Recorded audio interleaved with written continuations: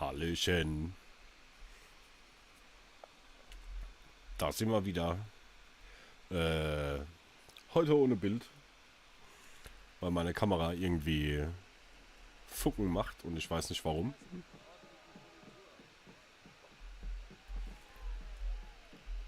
Heute wieder hier in Skull and Bones. Allerdings werde ich ein bisschen was anderes machen. Und zwar habe ich mir heute vorgenommen, wir machen mal Gerüchte. Das ist etwas, worum ich mich noch gar nicht mit auseinandergesetzt habe. Hier im Kodex, diese Nachforschungen. Und zwar fangen wir da einfach mal ganz oben an und gucken mal, was wir denn damit so anstellen können. Seine Hoheit vertraut darauf, dass alle Mitarbeiter der Kompanie ihr Möglichstes tun, um jegliche Piraterie und demokratischen Radikalismus im Herrschaftsgebiet der Krone zu unterbinden. Kapitän Toussaint erfuhr von ein paar elenden Piraten, dass sich das unauffindbare Lanitra in einem blutigen Aufstand befindet. Lockspittel John Scurlock, das ist doch der Piratenchef. Provokateur John Scurlock. Er bestätigt den Standort des Piratennests im Gegenzug für eine vereinbarte Rekompens. Grundlage wie Einer beachtlichen Kompanie-Streitkraft und 2 von der Handelsgesellschaft beauftragten Freibeutern ist die Grundlage für einen direkten Angriff gelegt. Ja, da steht aber jetzt auch überhaupt gar nichts dabei, was mir in irgendeiner Form weiterhelfen kann. Und ich kann erfreut berichten, dass dieser Hort der Aufrührer endgültig ausgelöscht wurde. Das kann ich nicht lesen. Ich kann kein Französisch. Leider Gottes. Hängen die alle zusammen? Oh. Piratenkapitän Freeman hat den unmöglichen Überfall auf die was auch immer der Handelsgesellschaft geleitet. Er und der Schatz sind spurlos verschwunden. Sollte diesen Freeman und seine Beute vor der was auch immer finden. Ich kann es nicht lesen. Es tut mir leid. Schatten.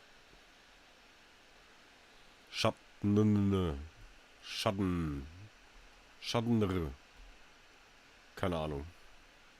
Kann das jemand von euch lesen? Dieses Wort hier, Schattner.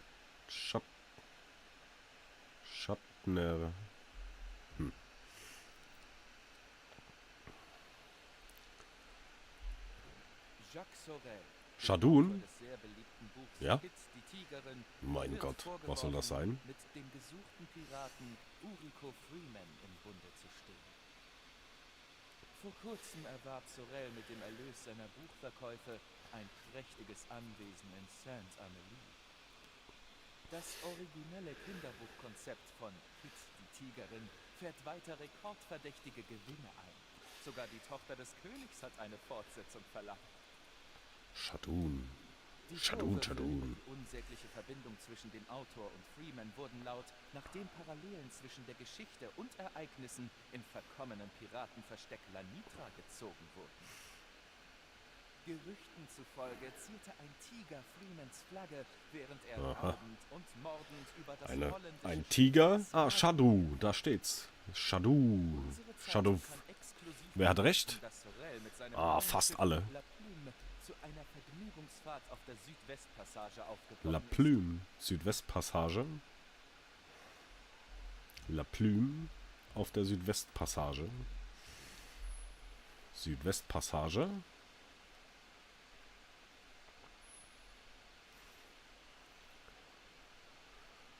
Wo könnte denn westliche Senke? Wo könnte denn hier eine Südwestpassage? Hier unten. Ach, gucke mal an. Hier. Gelesen und dann erscheint das auch auf der Karte. Ja, das ist ja toll. Da juckeln wir doch direkt mal hin. Oh nein, ein Ladebildschirm.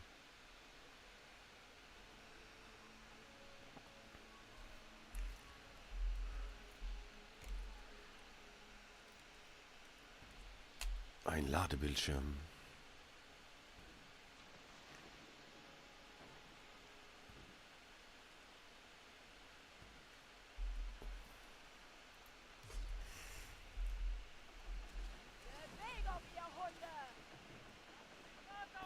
Ich habe auch wieder ein bisschen was, wie man sieht, stylischere Segel.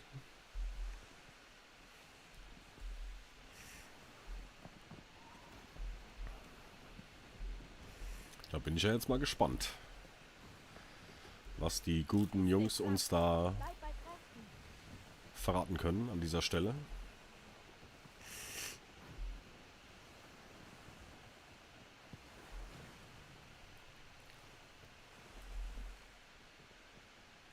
La Plume hieß das Schiff. Da ist es. La Plume. La Plume.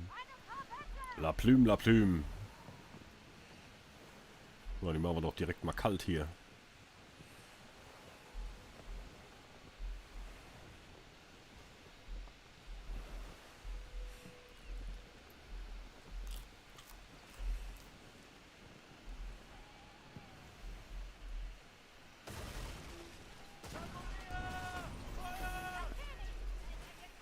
Entern.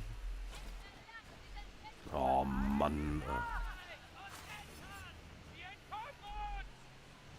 Nee, die kommen. Ups.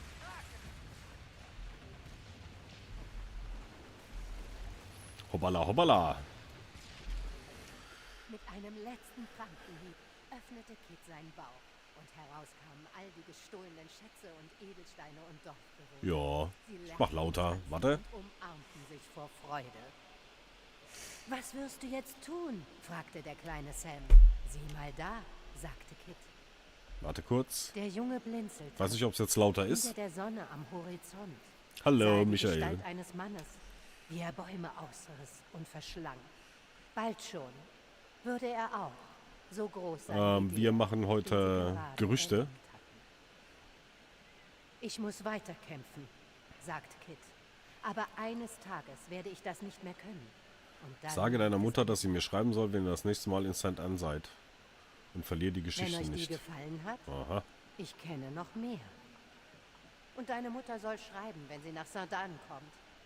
Versucht das hier nicht zu verlieren, so wie all meine bisherigen Geschenke. Okay. St. Anne. Nachforschung aktualisiert. Muss ich jetzt hier wieder... Was ist das da? Oh, PvP. Nee.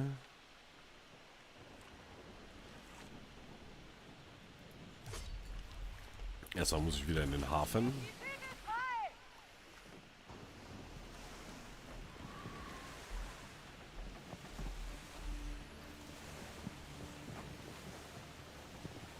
Aber da ist jetzt auch keine Markierung. Aber vielleicht ist ja in St. Anne, wenn ich dann angelegt habe, eine direkte Markierung von irgendeiner Mutter, die ihrer Tochter schreiben soll. Ich mache das per Schnellreise, das geht da ein bisschen zügiger. Ich glaube, das ist besser, als wenn ich hier jetzt bis da hochsegel. Oh, geh doch weg. Meldung. Aber das ist wirklich völlig unnötig. Wer sich das ausgedacht hat, der gehört wirklich entlassen. Geh doch bitte weg.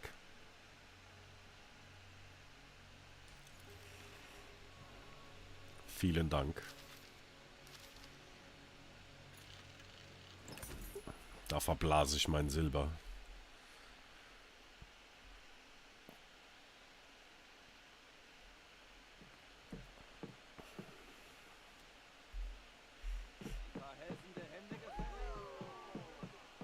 So, habe ich jetzt hier eine Markierung? Irgendjemandem? Irgendeiner Mutter? Nee, nicht so wirklich.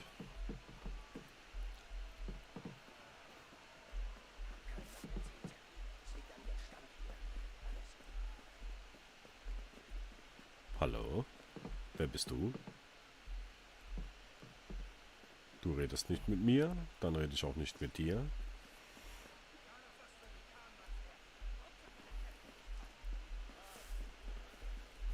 Ja, da hast du recht. Man muss ja nicht quer über die gesamte Karte segeln. Ist hier eine Mutter irgendwo?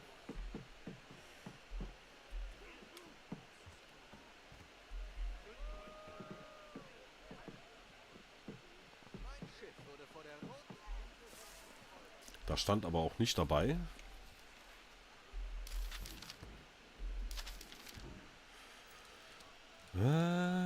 Das war hier. Tante Anja. Sollte mit Anja reden. Sie leitet das Lagerhaus. Ahahaha. Aha. Das Lagerhaus. Tante Anja. Hallo, Tante Anja. Lagert bei mir, Kapitän. Mein Lager ist so sicher wie ein holländisches. Ihr seid die wahre Unsere Verfasserin. haben es auch schon spitz bekommen. Und nein, ich weiß nicht, wo Uriko oder der Schatz des Radu sind. Ich kann euch sagen, dass auf Urikos Segeln ein Hammer prangt, kein Tiger. Das sollte euch Schnüffler fürs Erste beschäftigen. Ein Hammer. Oh, und ich habe auch keine 5000 Silberstücke für die Belohnung. Frag doch Jacques Sorel. Der soll gerade ein hübsches Anwesen gekauft haben.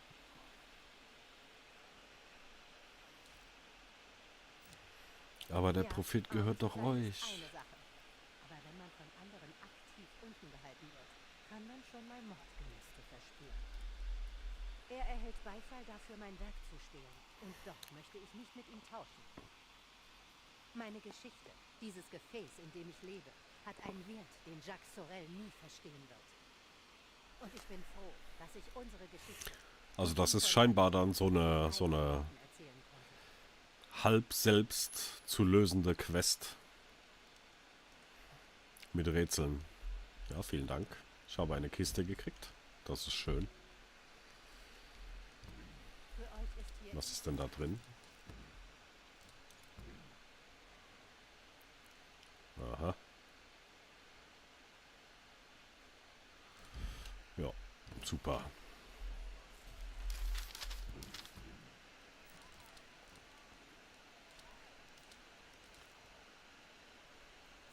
Meine Geschichte hat einen Wert. Ja. Sollte mit Anja reden. Sie leitet das Lagerhaus. Ach, das habe ich erledigt. Okay, verstehe. Deswegen ist da der Haken. Verfluchte Hochzeit auf dem Kmok Anwesen. Etwa zur Zeit des Überfalls auf die Shadu gibt es eine Verbindung. Zendra, die Schiffsbauerin aus Telok Peñara, war bei der Hochzeit. Ich sollte sie fragen. Ach du lieber Himmel.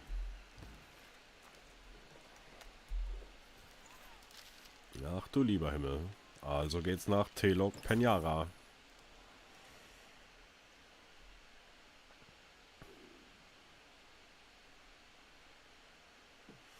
Da muss dann aber auch schon eine dicke Belohnung rauskommen. Hier.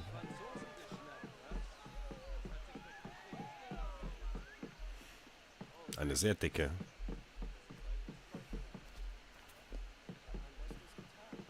Wie, was für Namen?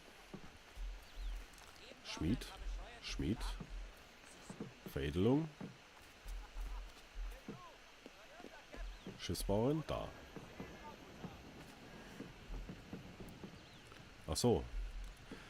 Ja. Dieser Ort verändert Rama. Als wir noch bei der Marine waren. Also, warum kommt ihr daher und stellt solche Fragen? Weil ich es wissen will. Die Schroonmaker-Familie bekam, was sie verdient hatte. Sie erbten ein Vermögen, wollten ihr eigenes Land und nahmen es sich einfach. Ein paar der Verzweifeltsten unter uns arbeiteten für sie. Wie ich. Ungeachtet ihrer... Der Ihrer was? Patriarch, der alte Heinz Schroonmaker, war der Schlimmste. Schroonmaker. Ein schwätzendes Schwein, das seine Schroonmaker. Rinder aus Stöcken und Scheiße für einen Palast hielt. Ich war dort, bei der verfluchten Schroonmaker-Hochzeit. Mehr sag ich nicht. Tut mir leid. Also ich würde das ja Schönmarker aussprechen und nicht Schroonmarker. Da ist gar kein R drin. Jedenfalls, ihr Schatz. Dahinter seid ihr doch eigentlich her, oder? Genau. Weiß Ich will den nicht, was Schatz. daraus wurde. Doch Freemans Mannschaft ließ ein Schiffswrack vom Überfall auf die Sradu beim Kmoe-Anwesen zurück. So, hoffe, das stillt eure habsüchtige Neugier. Nein. Ich brauche Koordinaten. Möge euch der Wind gewogen sein.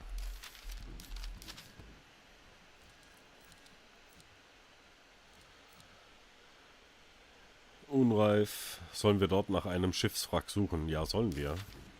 Sollen wir. Wir müssen sogar. Nur wo? Wo ist denn dieses dämliche Anwesen?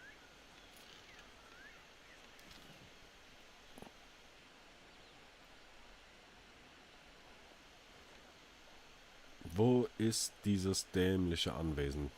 Da. Und wieder ist ein Schnellreisepunkt, das ist doch Absicht. Die wollen es einem einfach machen.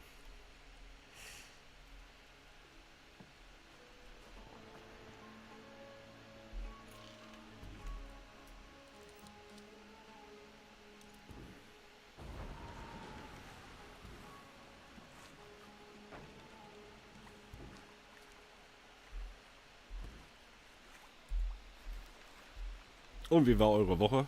Ich schätze, es war klug von Anja, sich vom Gibt's was Grund Neues? dieses Buches fernzuhalten. Weiß nicht, ob ich es genauso gemacht hätte. Freemans Was Schönes Legende ist passiert? eine Inspiration für alle Piraten, doch sie ist auch gefährlich. Geschichten haben Machtketten, vergiss das nicht. Ist es das Schiffswrack? Segel runter!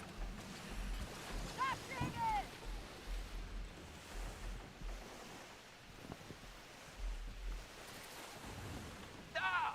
Bruch würde der Mannschaft sicher gut tun, Captain. Ganz okay. Nö, nix Neues. Voll die langweiligen Leben. Bei mir gibt's auch nichts. Genauso langweilig. Deswegen muss ich ja jetzt hier Schätze suchen. Das war's schon mal nicht. Wahrscheinlich das da drüben. Dieses wunderschöne. Ich würde sagen, dieses Handelsschiff hat wertvolle Fracht. Senkt die Segel! Die Haltet ihr! Segel einholen!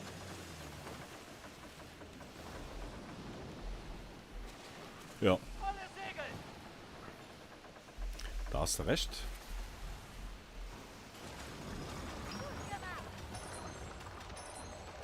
Nicht nachlassen! Da ist aber auch nichts.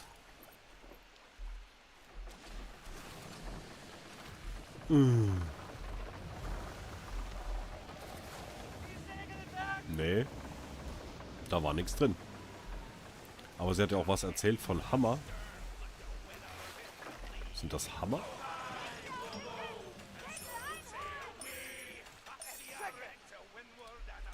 Da ist auch nichts.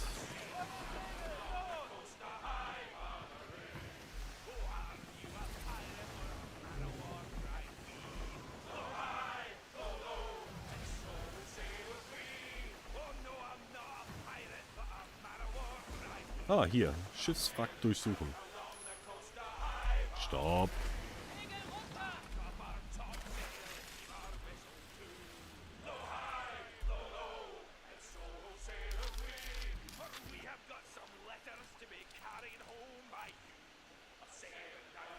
Mit letzter Kraft brachte uns das Schiff zum Khmoy-Anwesen. Nun sitzen wir fest und schlachten seine Überreste aus. Wir passen gerade so auf Freemans Schiff. Wir mussten bei Bukit Chandi schon Beute abwerfen. Bukit Chandi. Hoffentlich hat Lilia die Stelle gekennzeichnet. Bukit Chandi, habe ich auch noch Ein nie alter gehört. Holländer, ein grauer, faltiger Hühner, verlangte, dass wir... Warum hörst du auf zu reden? Hat Peter Trockenfleisch. Er hat's beim Brunnen vergraben. Er war in den letzten Tagen oft am Brunnen. Sobald wir fort sind, soll es wohl eine Hochzeit geben. Aha, also irgendwo haben sie was abgeworfen. Und irgendjemand war an irgendeinem Brunnen.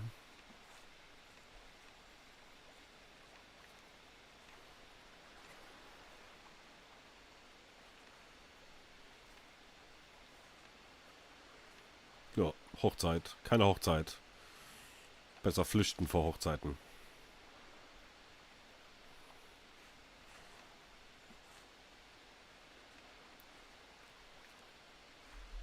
Habe ich jetzt wieder was überlesen, oder?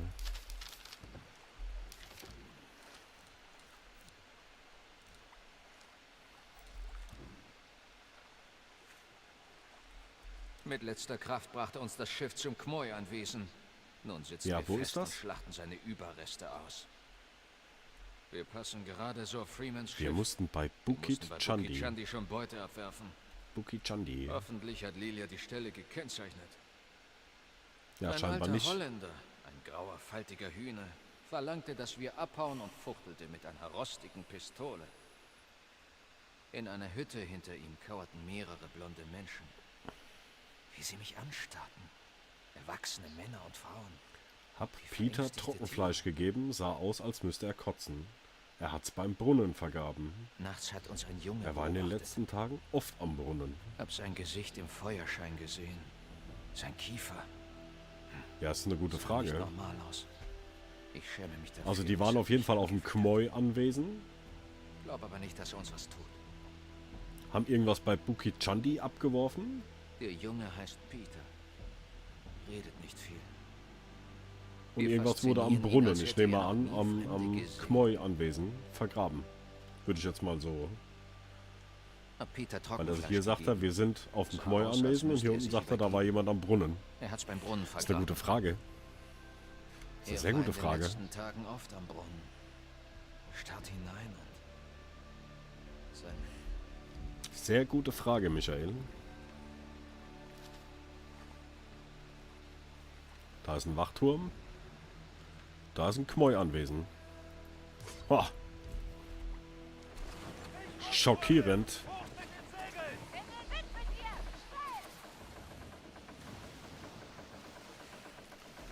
Da eiern wir doch mal hin. Hier. Natürlich mit einem Shanty.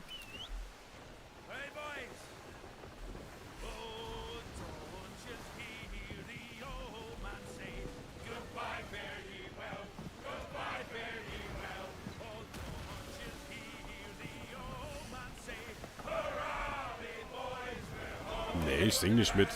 Ich lasse mich besingen, ich bin der Captain.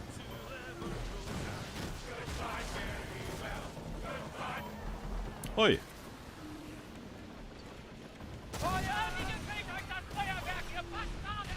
Dieses Feste wird mal Tut mir leid. Dem Falschen vor die Flinte gefahren.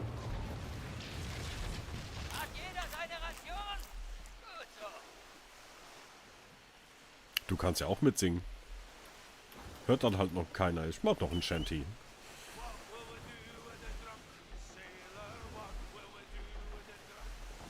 Haut rein, ein leerer Mann.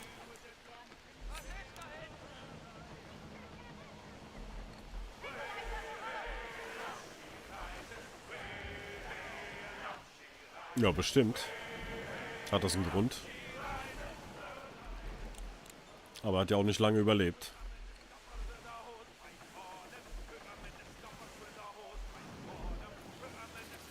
Nee. Ich möchte deine Stimme nicht hören, wie sie singt.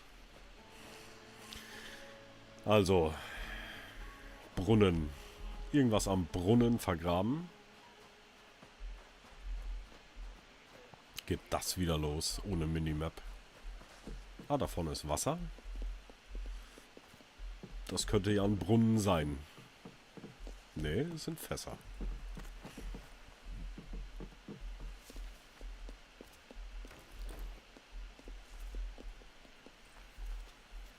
Brunnen, Brunnen, Brunnen. Ich laufe einfach hier mal so rum.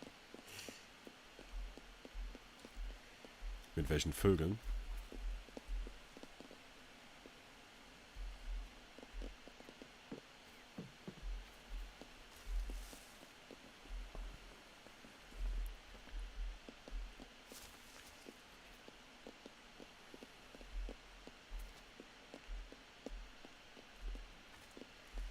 Das sind keine Bots, das sind NPCs. Oh, guter Jutestoff. Ja, den nehmen wir mal mit. Kochstelle. Abtrünniger Kriegsherr. Hey du, wo ist dein Brunnen? Nee. Grüßt Janita von uns. Wo ist der Brunnen, hä?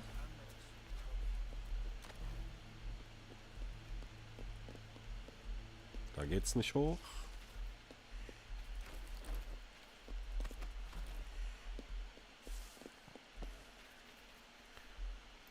Hier kann ich auch nicht drüber. Brunnen. Da geht's hoch.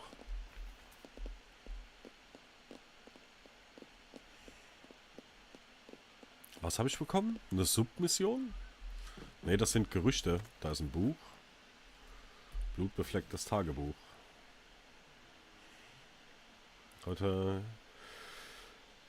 mache ich mich auf den Weg zum Khmoy-Anwesen. Ich habe genug von dem Schmutz und Dreck, von dem es in Telok Penyara im Überfluss gibt. In der Taverne habe ich Einheimische über die berüchtigte Familie Schronmecker sprechen hören, die jenes Anwesen bewohnte. Sie sagten, etwas Tragisches sei dort passiert, aber sie wollten mir nicht sagen, was genau.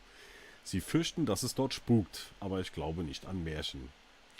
Kam am Sonnenuntergang an, größeres Häuser, konnte nicht schlafen. Letzte Nacht habe ich geträumt, dass ich einen Brunnen gefunden habe und mich jemand hineinstieß. Ich bin durch den Klang von Hochzeitsglocken aufgewacht. Als ich aus meinem Zelt blickte, sah ich eine Gestalt, einen blassen Mann in einem zerfetzten Anzug, der mich versteckt hinter den Bäumen anstarrte. Ich werde diesen Ort heute verlassen. Ich lasse dieses Tagebuch hier für die Nachwelt, so irgendwie. Also wird das hier wahrscheinlich dann dieses Anwesen sein. Also, das sind, für den Michael, das sind Gerüchte, nennt sich das Ganze, und das sind Rätsel. Da liegt noch ein Buch, die man halt so von sich aus lösen kann, wenn man das möchte. Es war einmal ein junges Mädchen, das in ihrer Mutter nicht gehorchte. Dschungel unterwegs. Sie suchte nach einer süßen Pomelo für ihre kranke Großmutter, merkte nicht, dass der Wind plötzlich aufhörte zu heulen und der Mond sich hinter den Wolken versteckte. Wer stört mich, knurrte eine Stimme, als ein Tiger auf die Lichtung schlich. Dunkle Streifen tanzten über seinen Körper, bla bla bla. Das Mädchen erstarrte, ihre Mutter hatte sie schon vor solchen Dämonen gewarnt und erzählt, wie die Kinder verschlangen, die ihren Weg kreuzten. Ich suche nach Früchten für meine Nenek, sagte sie eingeschüchtert. Die Augen der Kreatur durchsuchten ihre Seele, war sie fleißig in der Schule, der Tiger verbeugte sich, die Frucht, die du suchst, ist zu Hause meist am süßesten, dann verstaunte er in der Dunkelheit. Ja, das Mädchen zitterte, drehte sich um, lief nach Hause, schwor nie wieder ihrer Mutter quasi untreu zu sein und den Regeln zu folgen. Sowas braucht man bei der Erziehung. Irgendwelche Tierdämonen, die dem Kind klar machen, halt dich an die Regeln. Aber hier ist auch kein Brunnen, Freunde. Hier ist auch kein Brunnen.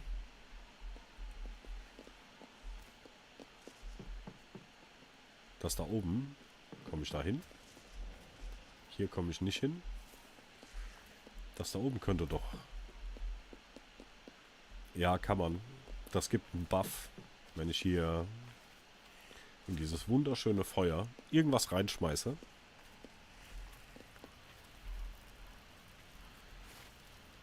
Dann gibt's eine Ausdauerverstärkung für die nächsten 20 Minuten, sobald ich von der Insel ablege. Da kann man auch nicht hoch. Brunnen. Fernglas kann ich nicht hier benutzen, weil ich bin ein guter Captain. Ich lasse grundsätzlich mein Fernglas auf dem Schiff. Wäre ja auch zu blöd, das mitzunehmen. Das könnte doch hier ein Brunnen sein. Nee. Ja. Da geht's nicht weiter.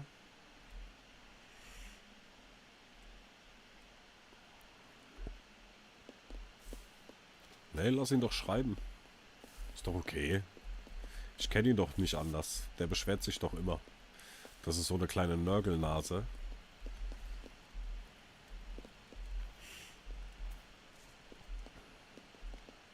Brunnen. Wir suchen einen Brunnen. Ja, ich laufe jetzt hier quasi rechts runter. In der Hoffnung, einen Brunnen zu finden.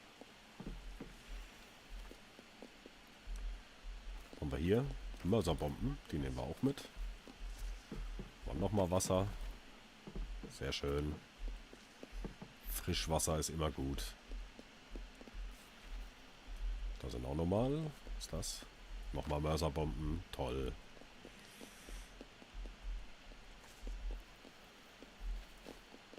Torpedos. Ja, alles mitnehmen.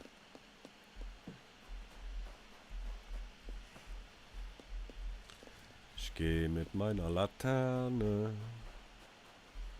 Und meine Laterne mit mir.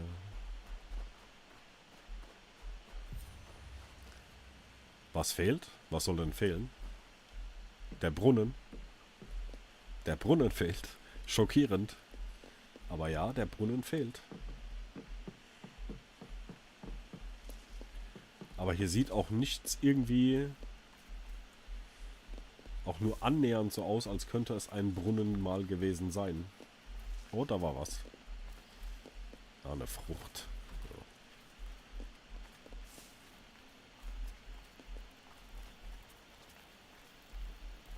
Kochstelle. Hey du da, Oberhauptchef. Captain? Der redet auch nichts Sinnvolles. Ein geheimer Pfad, finde und beschaffe den Vernichter. Achso, das ist eine Quest. Ja. Du redest auch nicht. Da kann ich kochen. Ich möchte aber jetzt nicht kochen. Ah, da, guck mal, da leuchtet was. Aha! Erstmal heben wir die Torpedos auf. Und hier ist ein Brunnen. Michael, hier ist ein Brunnen. Sieh ihn dir an. Sogar mit Eimer. Und Schnur und so. Seil. Brunnen.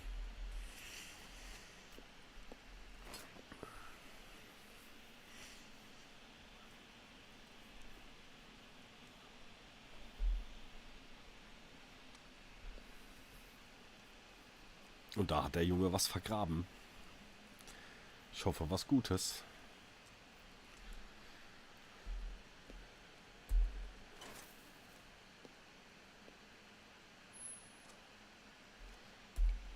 Mein Name ist Peter Schoonmaker und morgen werde ich gezwungen, meine Schwester Helena zu heiraten.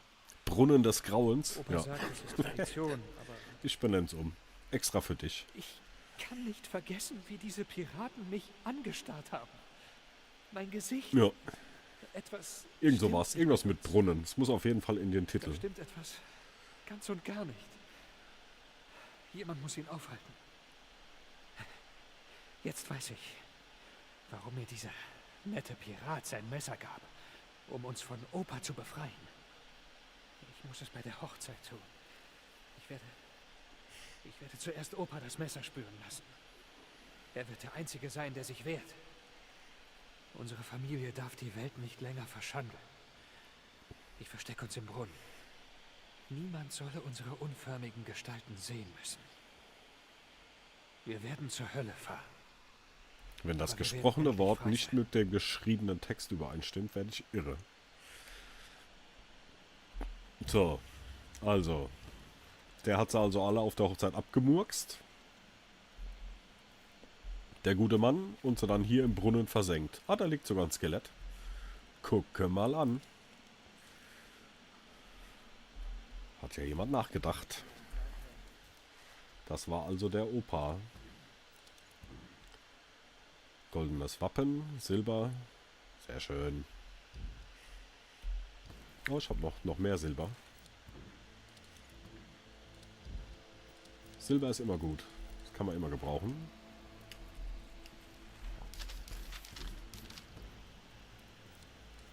Ah, haben wir erledigt. Jetzt gucken wir nochmal hier, damit ich hier von oben nach unten.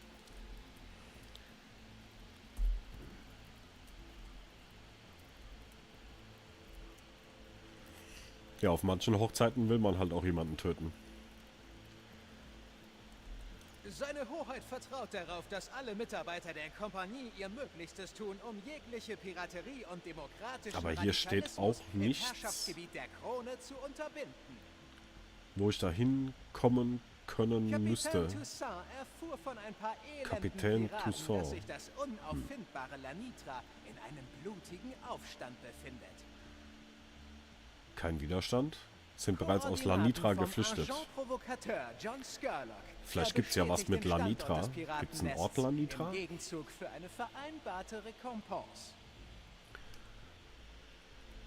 Mit 4 Aha, Kriegsschiffen, der einer Max hat's beachtlichen drauf. Kompanie-Streitkraft und 2 Der von der Max hat's Handelsgesellschaft einfach drauf. beauftragten Natürlich. Freibeutern Logisch, ist die John Grundlage Skurlock. Ich für muss mit einen dem direkten reden.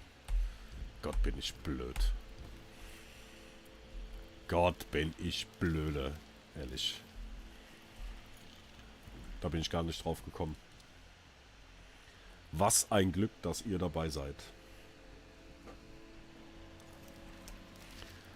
Also wieder ganz darunter.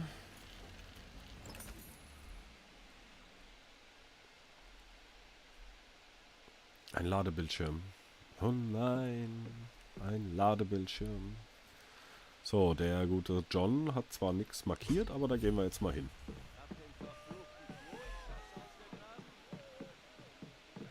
Also da muss eine dicke Belohnung rausspringen. Ich habe keinen Koop-Partner. Also ich kann bis zu 2 Koop-Partnern mitnehmen, tatsächlich. Beziehungsweise du kannst das zu dritt im Team spielen. Warum willst du es dir kaufen? Ihr wart fleißig. Ich weiß, ich bin immer fleißig. So, ihr habt Lanitra verkauft. Dem Rattendreck von den Ruinen von Lanitra bis hierher gefolgt. Nicht wahr, Sprotte?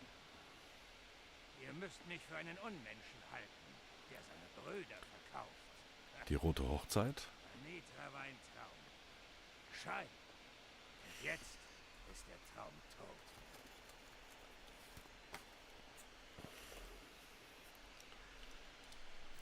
Ja, warum hat er das gemacht? Oder wir haben einen Kodex. Ja, warum hat er sie verraten zur Hölle? Man sagte, ich sei ein unberechenbarer Säufer und wollte mir meinen Anteil an das Rage vorenthalten. So setzte ich ein Kopfgeld aus. Vielleicht ist es ja irgendein Treiberproblem, Sprotte. Max. Nun kennt ihr die Wahrheit und habt etwas gegen mich in der Hand. Weil eigentlich, wenn man sich die Anforderungen anguckt, die sind eigentlich gar nicht so hoch. Ja, Nachforschung abgeschlossen. Super. Ganz toll. Ein gerechter Tausch. Hier gibt es immer was für euch zu tun. Ja, aber also ich meine, gelesen zu haben in den Mindestanforderungen, das war nicht sonderlich viel. 2013 ist ja jetzt nur 10 Jahre her. 2400 Silber, na wenigstens geht die Kasse aufwärts. Bei den ganzen Schnellreisen.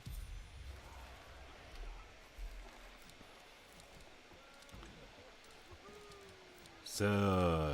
Ach, so sieht das doch gut aus. Jetzt kommt der Überfall.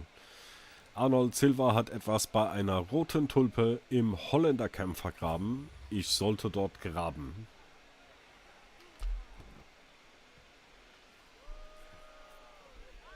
An Vollmertrottel, Luke. Hoffentlich gefällt dir der Knochensplitter. Hier gibt es überall riesige Skelette. Einfach gigantisch. Morgen greifen wir den Konvoi der Skelette? Gesellschaft an. Es gibt eine Skelettinsel. Gott steht mir bei. Ich spüre es, Luke. Ging es dir nicht auch so, als wir Piraten wurden? Er wollte nie, dass wir uns für hartes Brot zu Tode schuften. Gott will, dass wir kämpfen. Das hat der Angriff auf die Harte gezeigt. Bald habe ich genug Gold. und kann die Beine ersetzen, die du beim Überfall verloren Wenn ich hast. wieder in Lanitra bin, wenn Wir dann reisen einem um die von Welt uns etwas und zustoßen essen sollte, jeden falls Tag etwas schief Eier. läuft, habe ich hier alles vergraben. Ich habe eine rote Tulpe an die Lass Stelle uns einen gemalt, Matelotage unterziehen. die dich an zu Hause erinnern Wenn soll ich wieder und nach damit ich Lanitra sie wiederfinde. zurückgekehrt bin. Dann, wenn einem von uns... Arnold etwas Silver. passiert, Silver war doch auch ein ganz bekannt, ist der nicht aus der In der Schatzinsel? Zwischenzeit habe ich Silver? hier alles vergraben. Falls etwas schief läuft. Gab's da nicht jemanden? Ich habe eine rote Tulpe. Der Name sagt mir was.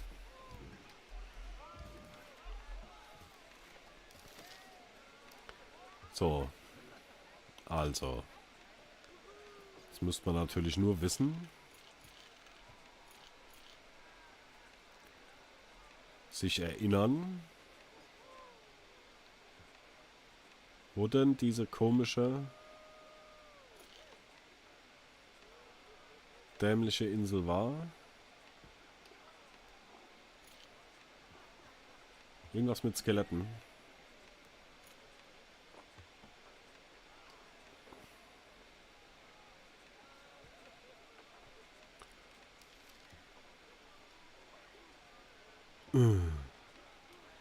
Es wäre schön, wenn man hier suchen könnte.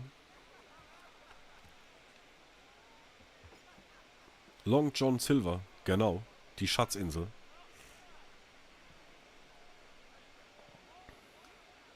Elf? Wie 11?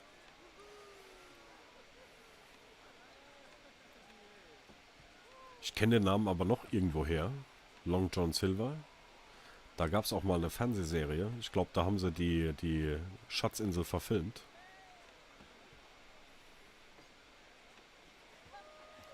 Ach, das ist doch doof hier. Harimau.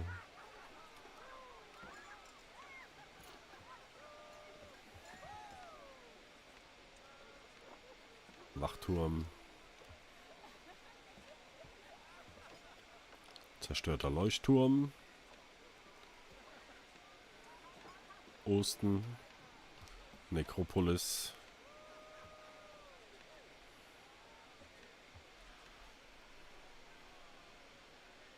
Unentdeckt. War das vorher schon?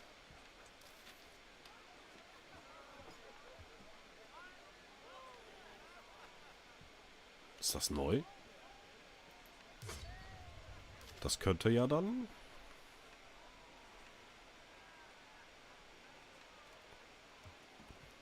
Ja, 10, 11, mein Gott.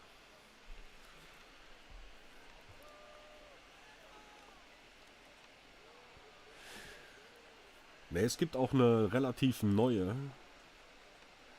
Serie mit echten Schauspielern. Warte mal, wo ist mein Handy? Ich kann es dir gleich sagen. Ich google. Sofort.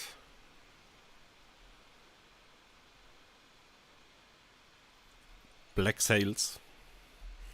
Black Sails heißt die gute Serie. 4 Staffeln.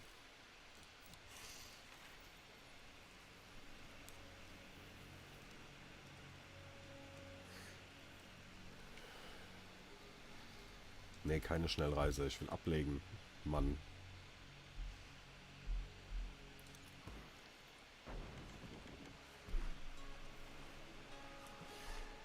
Und die ist wohl angelehnt an hier die Schatzinsel. Skurlock und Freeman waren einst Verbündete im Kampf gegen die Tyrannei der Großen Kompanie. Doch als Skurlock nicht am Überfall auf die Srathi Die war eigentlich gar nicht beteiligt schlecht. wurde, überkamen ihn Neid und Ich weiß bloß nicht, ob ich sie zu Ende gesuchtet habe. von Lanitra zahlten den Preis dafür. Aber sie war auf jeden Fall... So viel zu Vertrauen und das, was ich Ehre. gesehen habe, war gut. Irgendwann wird der Piratenfürst für seine Taten büßen. Doch im Moment ist er lebend nützlicher für uns.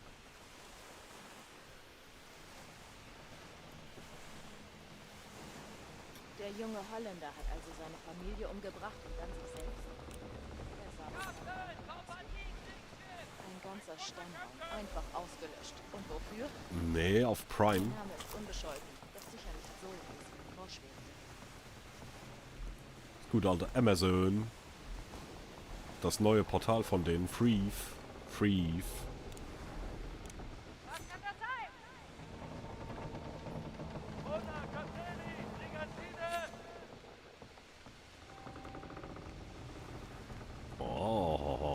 hat sein Loot verloren. Da müssen wir ganz kurz mal hier,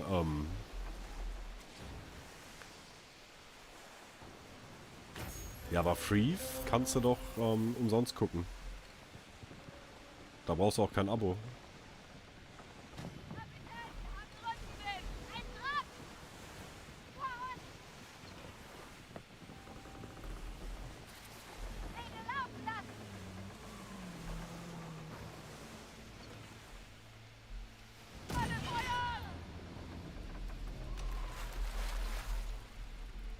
Das war alles. Da war doch eine ewig lange Liste.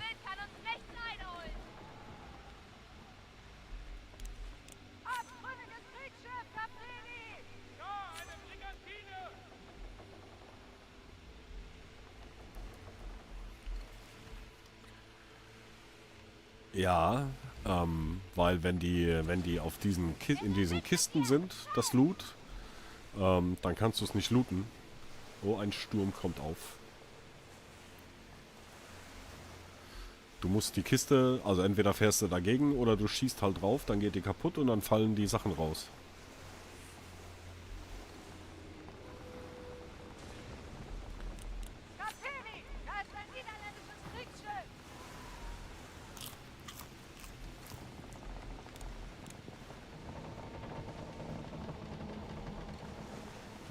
Ja, das macht ja nichts. Da sind sie halt nass.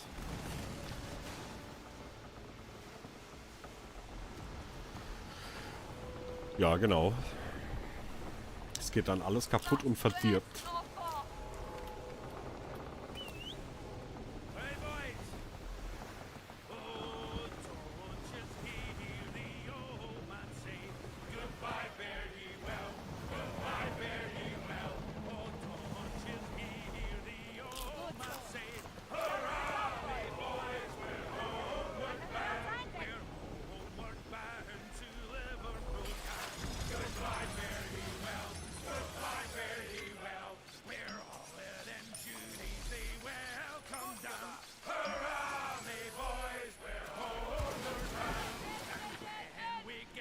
Richtig, wird zum Glück nicht berücksichtigt.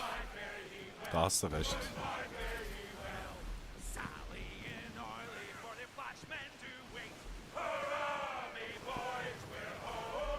So, dann wollen wir noch mal gucken, ob das hier das ist, was wir suchen.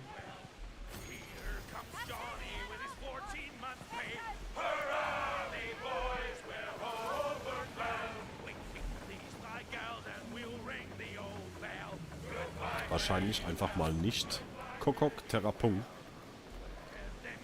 Kokok Terrapung. Tja.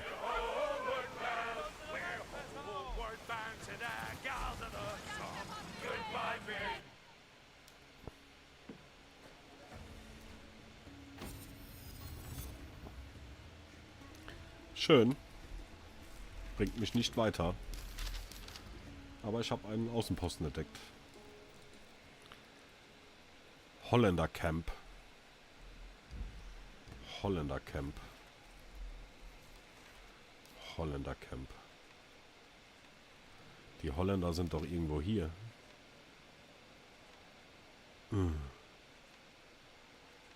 Lada.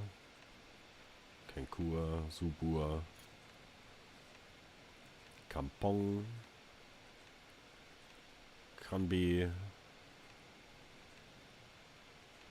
Wo ich überall schon war. Ist ja Wahnsinn.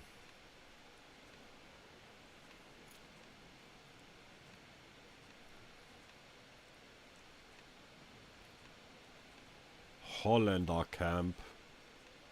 Oh, da blinkt was. Was blinkt denn da? Oh, da hat jemand um Hilfe gerufen.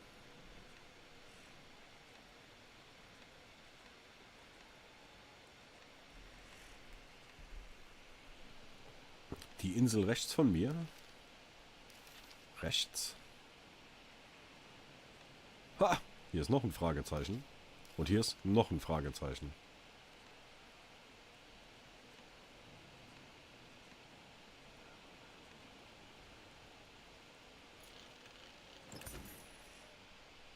Ich weiß es nicht. Wenn ich jetzt mir eine Karte im Internet angucke, der Schatz ist in diesem Außenposten. Uhuhuhu. Uhuhuhuhuhu. Hallo Freunde. Wie schaut's aus? Sieht's nicht hübsch aus, mein Schiff? Mir gefällt's. Hallo. Erstmal gucken, was der so hat.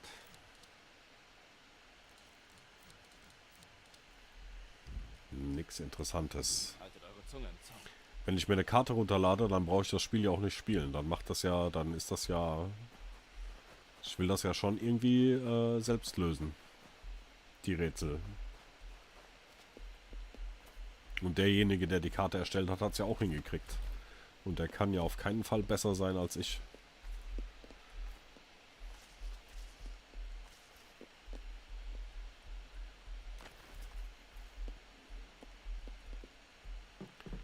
Ein alter Tempel. Ein alter Tempel.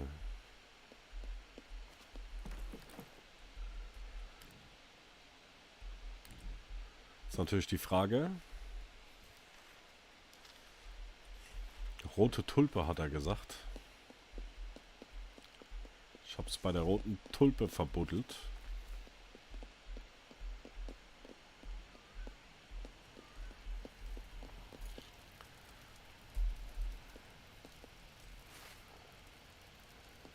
An der Wand? Wo an der Wand? Bin ich vorbeigelaufen? War da eine rote Tulpe an der Wand?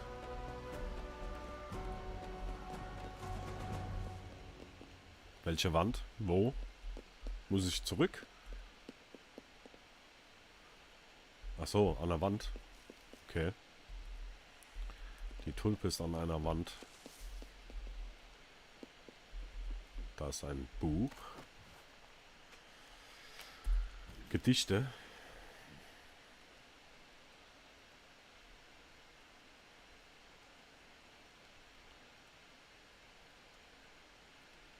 Ja, das lese ich jetzt nicht vor. Ich glaube, das ist ein Gedicht.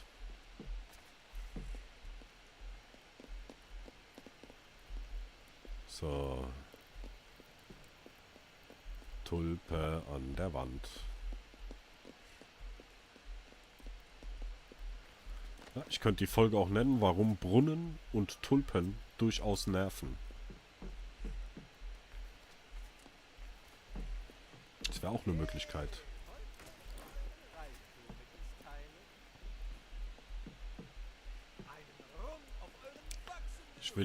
Ich will hier die Truhe.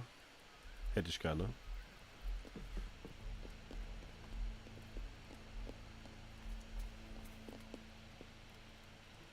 Tulpe, Tulpe, Tulpe.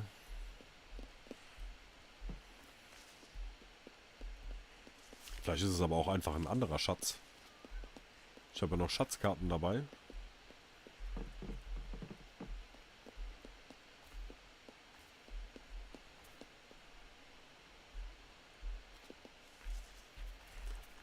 Wer weiß das schon so genau.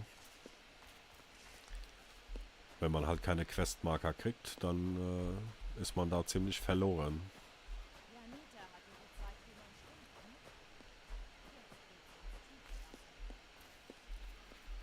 Hier war ich doch.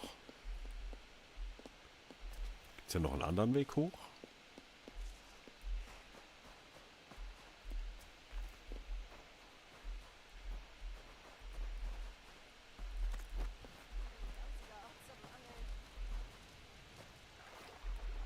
Oh, ja, Piraten können nicht schwimmen. Leider nicht. Auch nicht in diesem Spiel.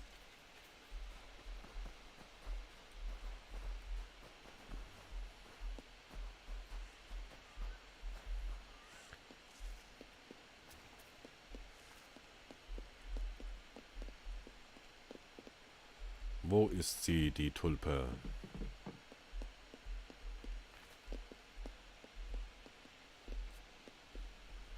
Springen kann man auch nicht.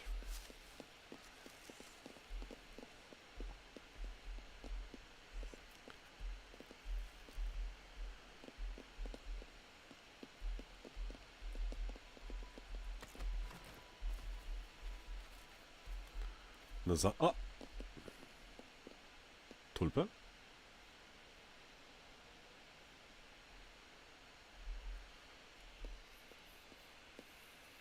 Ja, schon. Deswegen Tulpen und Brunnen. Ja, eigentlich schon. Aber ich glaube, hier gibt es keine Tulpe, sondern hier ist ein normaler Schatz. Ja.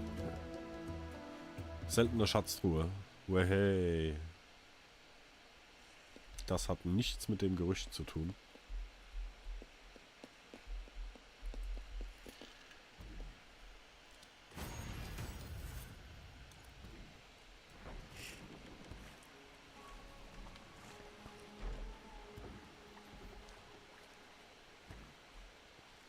Ich habe einen Schatz gefunden.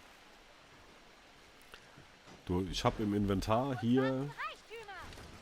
jetzt habe ich noch eine Schatzkarte. Den kannst du aktiv verfolgen oder wenn du halt aus Versehen in dem Außenposten landest, wo der Schatz ist, dann kommt halt die Meldung, hier ist ein Schatz versteckt. Und dann löst du quasi eine Schatzkarte. Und kriegst dann ganz tolle Sachen.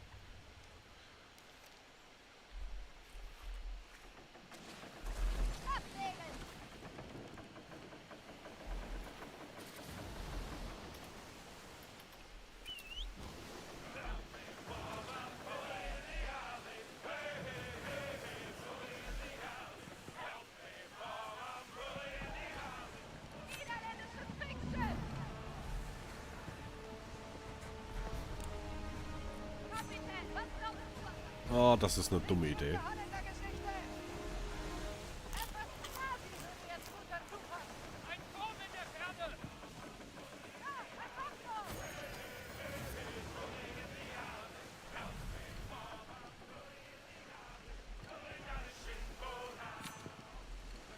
Aber der hier...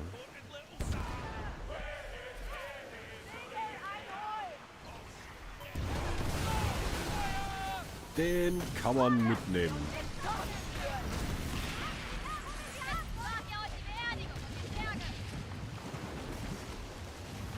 Hat keiner gemerkt. Ist halt das, wenn man in einem Seitenarm ankert.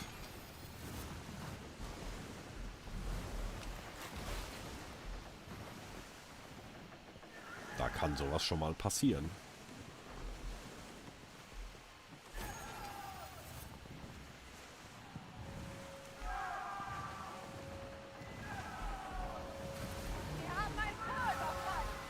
Nee, das ist es nicht.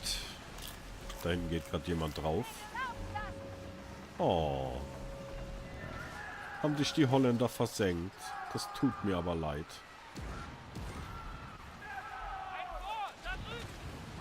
Das ist aber traurig. Oh, armer Bub.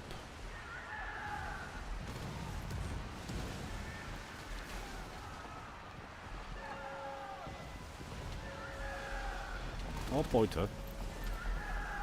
Das ist gut hier. Kann ich die ganze Beute mitnehmen.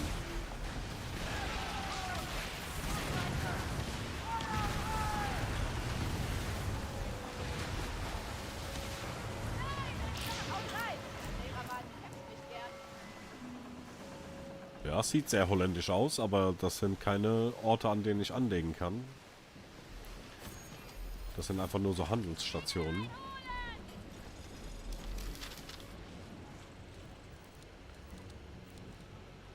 Bei der roten Tulpe im Holländercamp.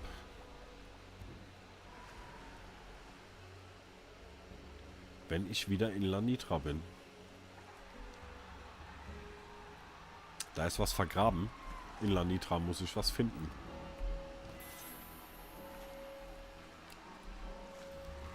Lanitra. Herrgott.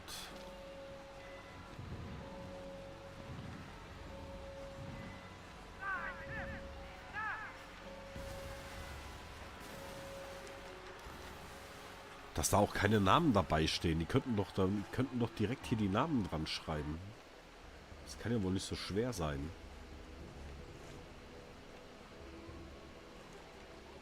Lanitra.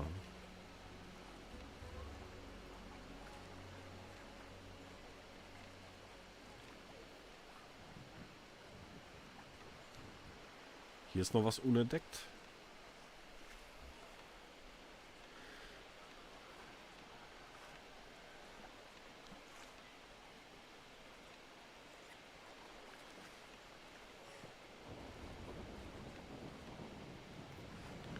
Aber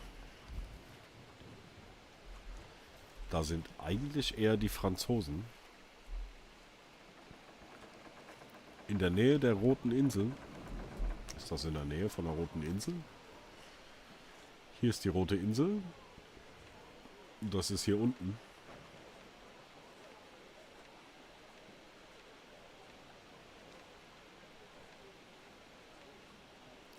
Ist halt jetzt die Frage, was definiert sich als Nähe?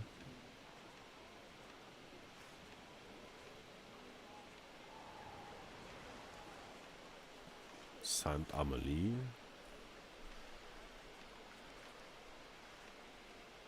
Lanitra. Ich spreche ja ab. Ach, wenn ich dich nicht hätte, Max, wäre ich hoffnungslos verloren.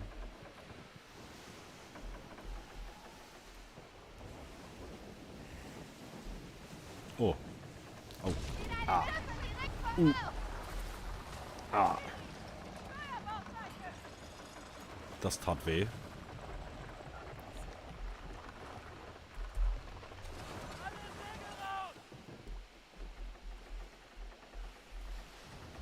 Ja, dank ihm habe ich es gefunden. Der hat halt einfach, der war halt schlau. Der eiert hier nicht sinnlos rum. Der googelt halt.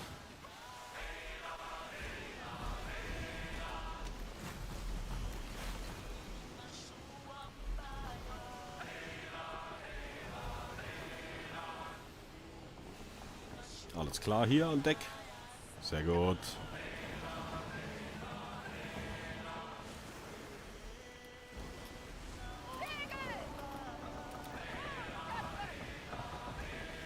Ja, macht doch nichts.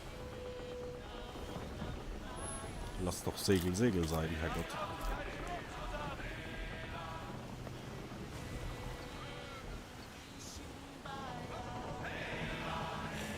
Dass die immer gleich in Panik ausbrechen, nur weil sie ein Segel sehen.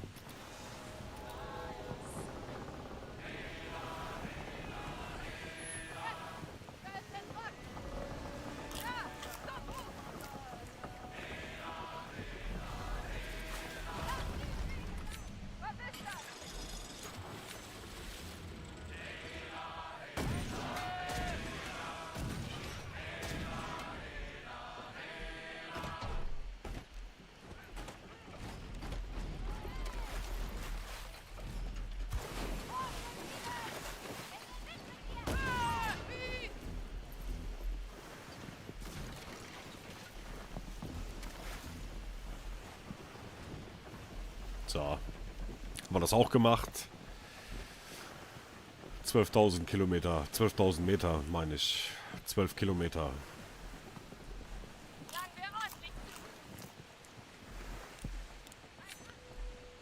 Oh, ho, ho, ho, ho.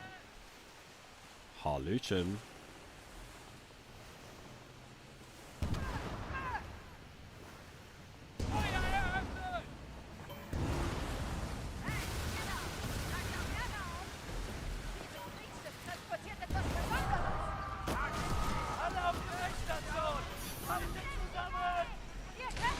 Hallöchen, Freibeuter.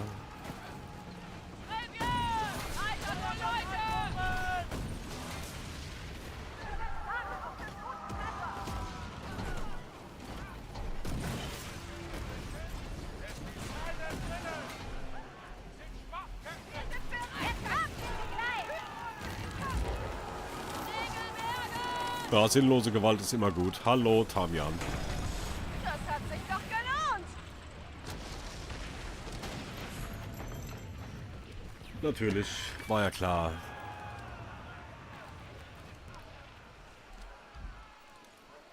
Kann ich nicht einsammeln, weil mein Lagerraum voll ist. Brech ja ab. Oh, schmeiß das Essen über Bord.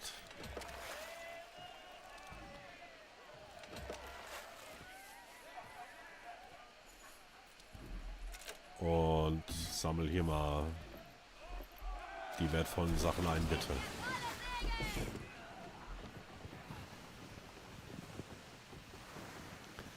Roten Pokebälle. Ach so, ja, ja, Mr. Pokémon. Mr. Pokémon. So sieht das aus.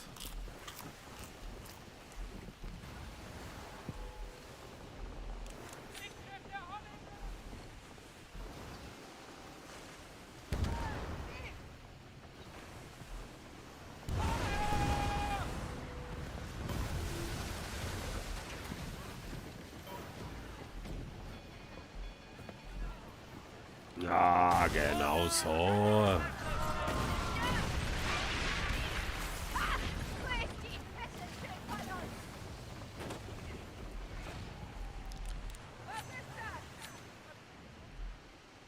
Ja, das sind ein bisschen arg, aber...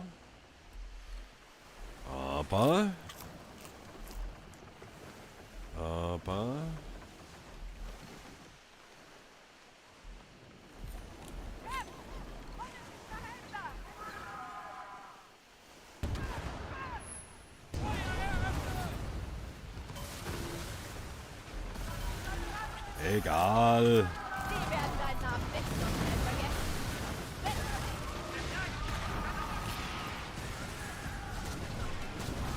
Egal.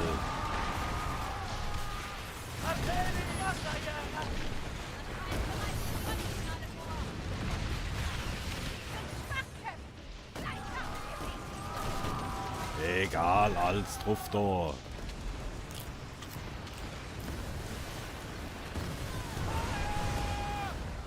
Wieder zu hoch, wieder meilenweit dran vorbei.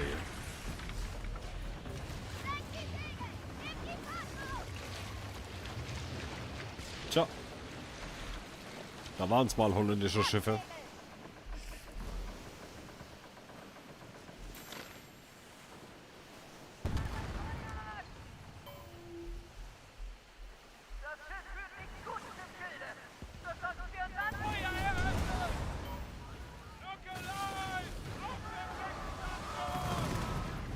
Da waren sie mal holländische Schiffe.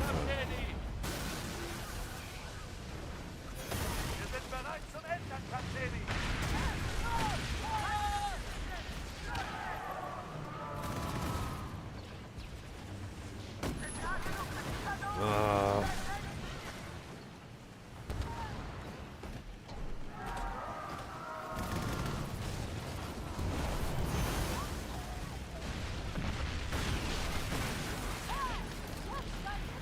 Nieder mit den Holländern.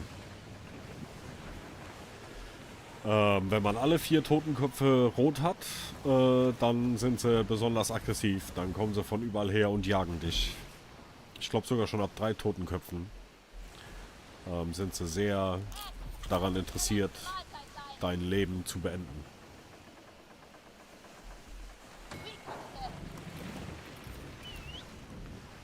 Das geht relativ schnell.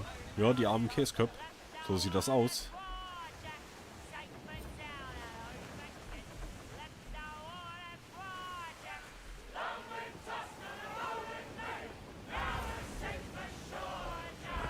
Sieben Kilometer noch. Und schön durch den Sturm. So muss das sein. Ja. Das beste Piratenspiel überhaupt.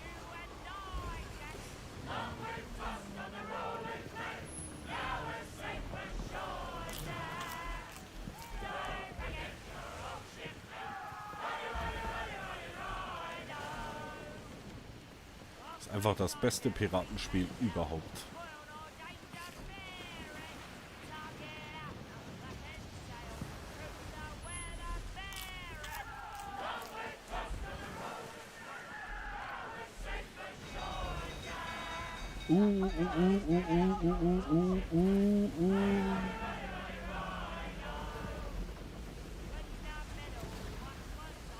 Monsterwelle.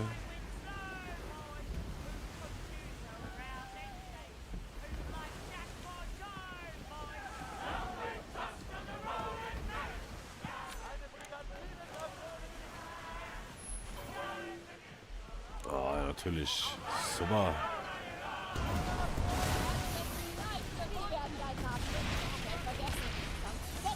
Ja, das merkt er sich.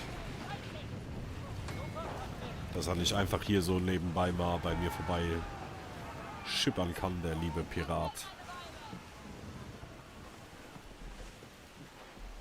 Fast geschafft.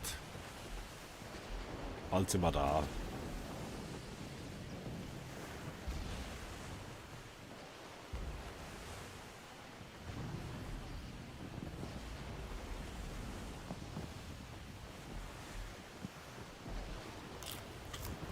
Nach Lanitra. Hier, weil da noch ein Hinweis sein muss, sollte. Da müsste die Tulpe sein. Die berühmte. Nicht mehr der Brunnen, sondern die Tulpe. Gut so. Schlag dir den Bauch voll.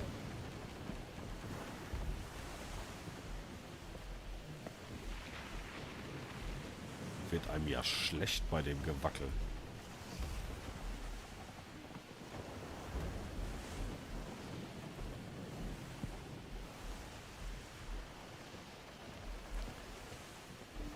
Eieiei.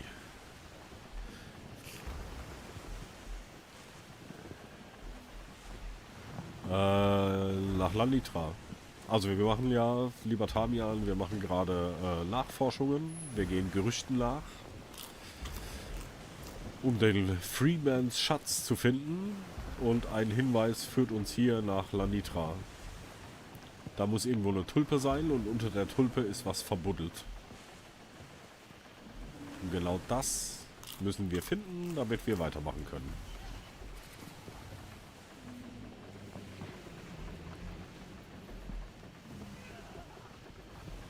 So, die Frage. Ja, ich bin noch richtig.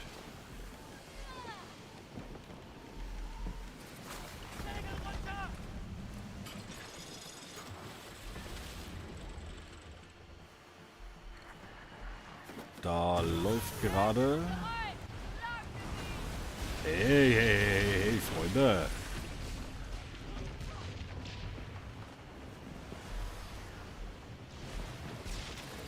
Das ist eine PvP-Zone. Da sollte ich vielleicht jetzt nicht gerade auch noch rumeiern. Und jetzt suchen wir die berühmte Tulpe.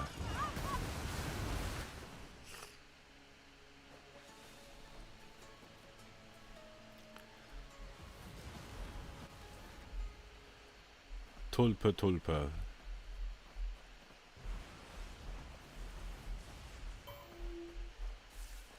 Du hast gesagt, der ist an der Wand, die Tulpe. Also vertraue ich dir da jetzt einfach mal. Oh, Kanonenkugeln. Wo waren die Kanonenkugeln? Eben waren hier, da sind sie. Kanonenkugeln.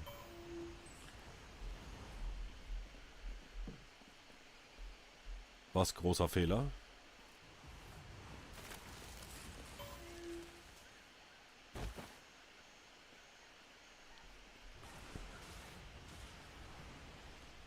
Was großer Fehler? Wieso? Einfach mal nachlesen? Wieso großer Fehler? Was habe ich denn? Habe ich jetzt irgendwas falsch gemacht? Da stand doch. Arnold Silva hat etwas bei einer roten Tulpe im Holländer Camp. Aber hier im... Oh, das war falsch.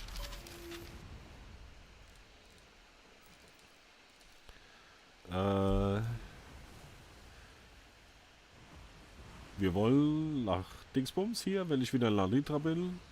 Falls etwas schief läuft, habe ich hier alles vergraben. Ich habe eine rote Tulpe an die Stelle gemalt, die dich an zu Hause erinnern soll.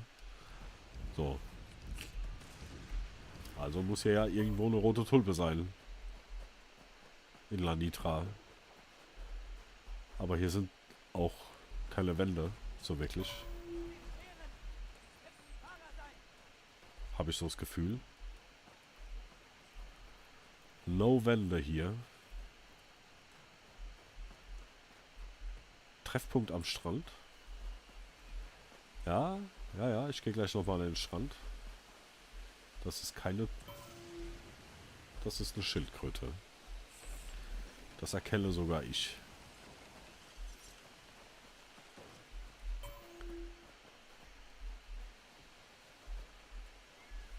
Kokosnüsse nehmen wir immer mit.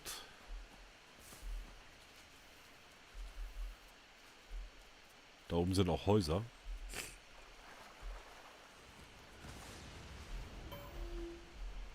Das ist ein X und Wasser. Wasser nehmen wir auch mit. Wasser kann man immer brauchen.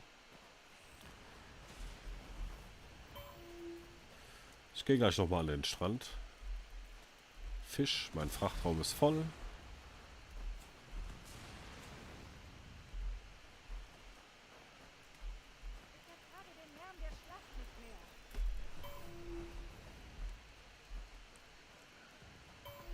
Strand. Treffpunkt am Strand. Aber so groß ist der Strand ja gar nicht. Ho!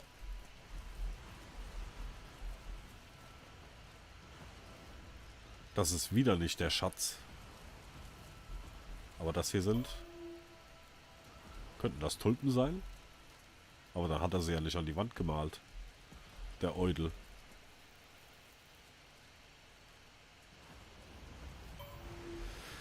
Der Schatz passt nicht in den Frachtraum. Ach Gott, nee. Warum denn nur?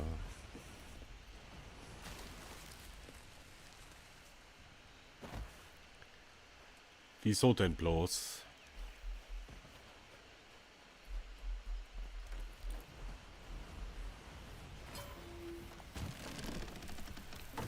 Wieso denn bloß? Womit habe ich das nur verdient, Mann?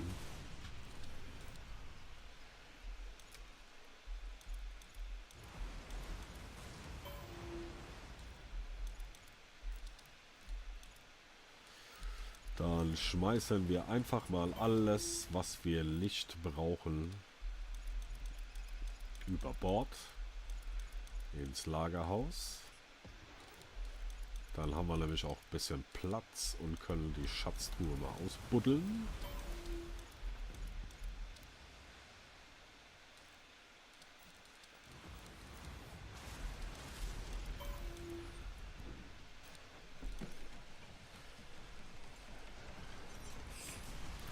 Ja, ich plündere immer über meine Verhältnisse. Das gehört dazu. Das muss ich ja. Ich brauche ja Silber und Gold und Diamanten und Rohstoffe. Und jetzt muss ich bloß diese dämliche Stelle wiederfinden. So, wenn das hier aber auch nicht ist, dann wird's blöd. Also hier mit dem Seil runter.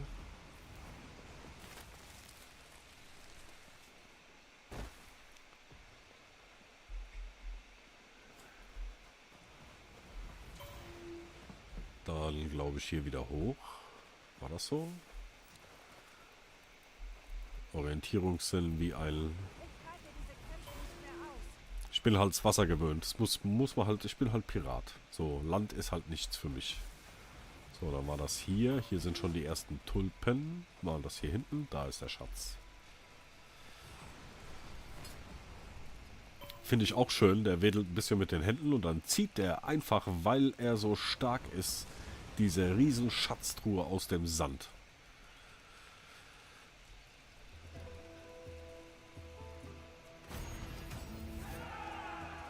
Ja. Das war's auch nicht mit dem Gerücht. Ne, das ist eine Sanduhr, würde ich mal sagen. Aber hier wachsen Tulpen. Deswegen dachte ich, hier, guck, das sind doch Tulpen. Blühende Tulpen. Sieht stark da, oder Klatschmohn. Es könnte auch Klatschmohn sein. Naja, ist ja egal. Auf jeden Fall sind wir hier dann auch nicht richtig. Checken jetzt nochmal den Strand ab. Mohn. Genau. Mohn. Doch keine Tulpen. Hallo Tommy Bummi. Tommy Bummi. Und dann gucken wir nochmal in den Gerüchten. Den Nachforschungen. Der Strand ist aber hier auch nicht so riesig, dass es jetzt hier irgendwo eine aufgemalte Tulpe ist.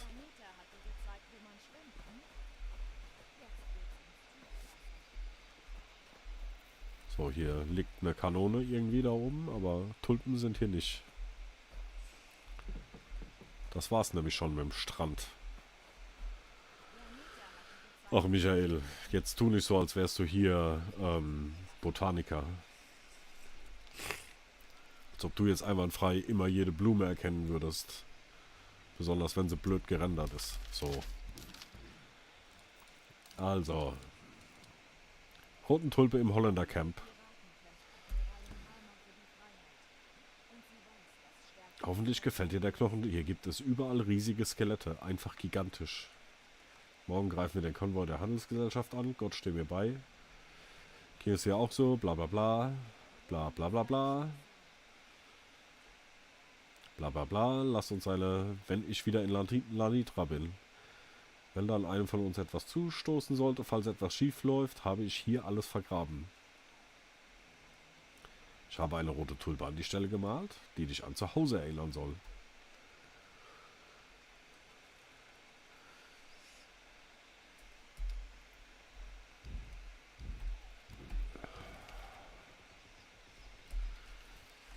Gibt's hier irgendwas mit? Da ist noch was Unentdecktes.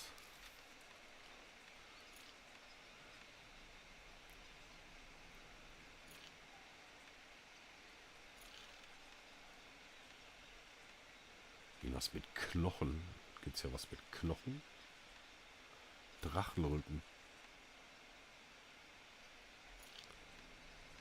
Lager der Wilderer.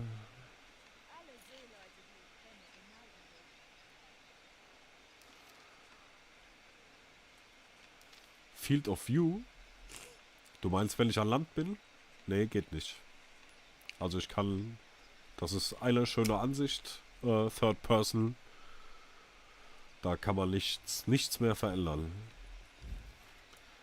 Aber wir fahren jetzt einfach mal hier dahin. Immerhin haben wir ja schon vier der Gerüchte erfolgreich aufklären können. Da wird das ja wohl auch irgendwie möglich sein. Was dieser Schatz wohl wert ist.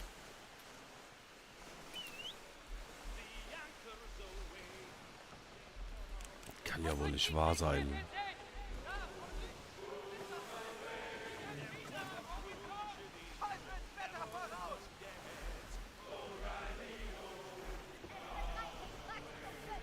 Kann ja wohl nicht wahr sein. Hey. Denk an den Brunnen, genau, der Brunnen. Jetzt ist es die Tulpe. Ständig muss man hier irgendwas suchen.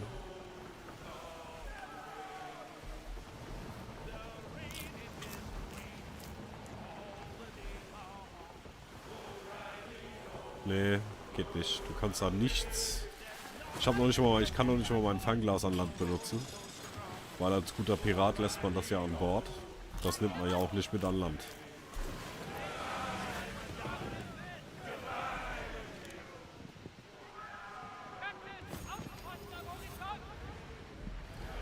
Ja, super.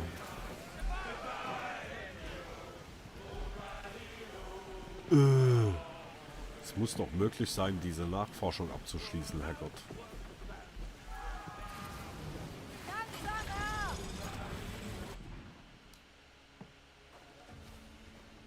Hier sind aber auch keine Skelette.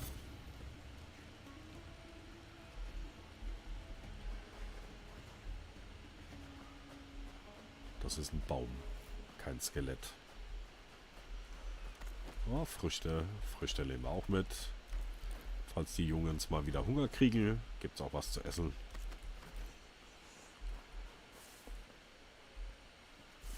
Hier ist Ende Gelände. Die Steuerung müssen sie dringend überarbeiten.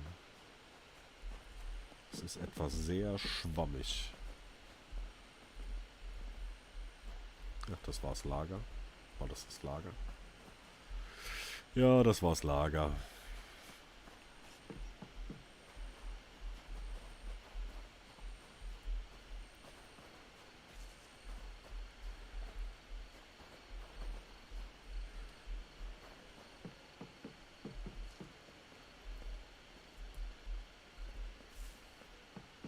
Wo bleibst du einfach stehen? Bitte?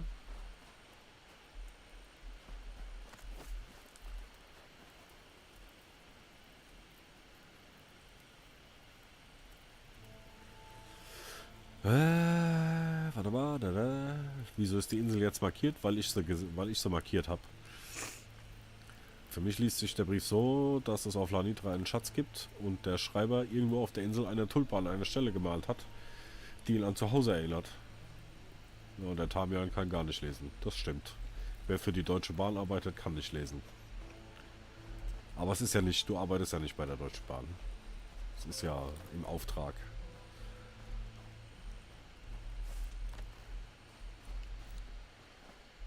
So, da haben wir eine Notiz. Ich und Martha. Meine Martha ist die beste Frau, jeden Tag, bla bla bla. Meine Martha ist die Beste, ja. Meine Martha ist auch die Beste. Da liegt auf jeden Fall mal ein Totenkopf. Es muss doch hier irgendwo irgendwas mit Skeletten geben. Das gibt's doch gar nicht. Ich bin todmüde. Lasst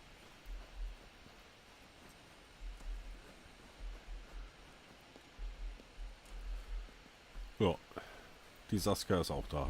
Gucke mal, da kommen sie alle aus ihren Löchern gekrochen.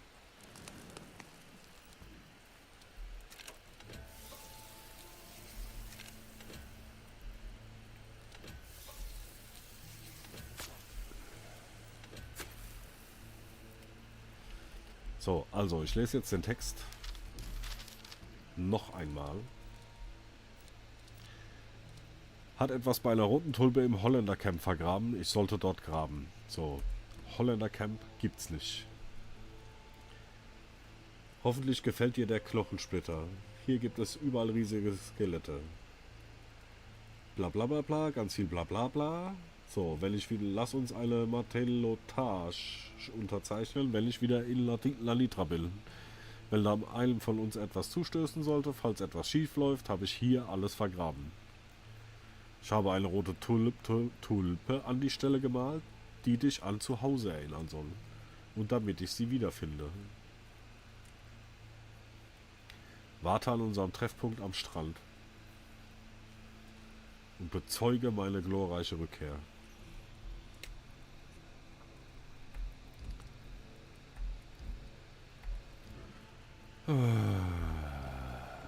Die machen mich fertig, machen die mich.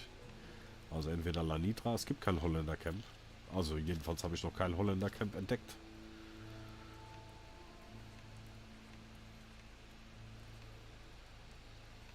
Man kann ja hier auch nicht suchen. In dem Bums.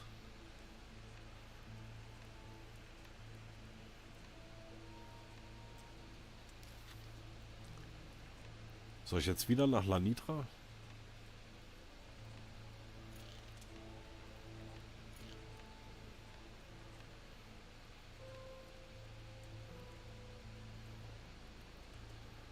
Befindet sich im Süden der Batavia-Riffe. Ja, das ist jetzt natürlich... wo sind die Batavia-Riffe? Hier ist ein Meer der Riffe, ist es das? Hier ist eine Pilotenbucht. Im Süden der Batavia-Riffe. Flussmündungen. Westliche Senke. Östliche Senke. Batavia. Batavia. Das macht mich alles so fertig.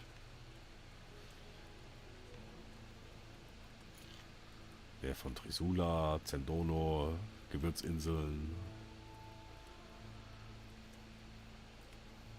Rechts oben, Nagameer, Milan, Muson, Trisula, Harimau, Nak, Golf von Nak, Südchinesisches Meer, Delta von irgendwas, Außenbezirke, Delta von Seilen.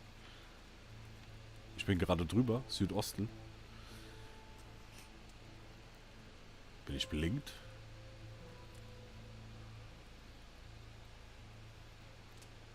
Ich bin zu schnell? Ja, ich weiß. Ich bin immer ganz fix. Also, hoch oder runter? Sagt was. Stopp. Okay, wenn Tommy sagt Stopp, machen wir Stopp. Tommy Bommi sagt Stopp, dann machen wir Tommy Bommi Stopp. Hoch.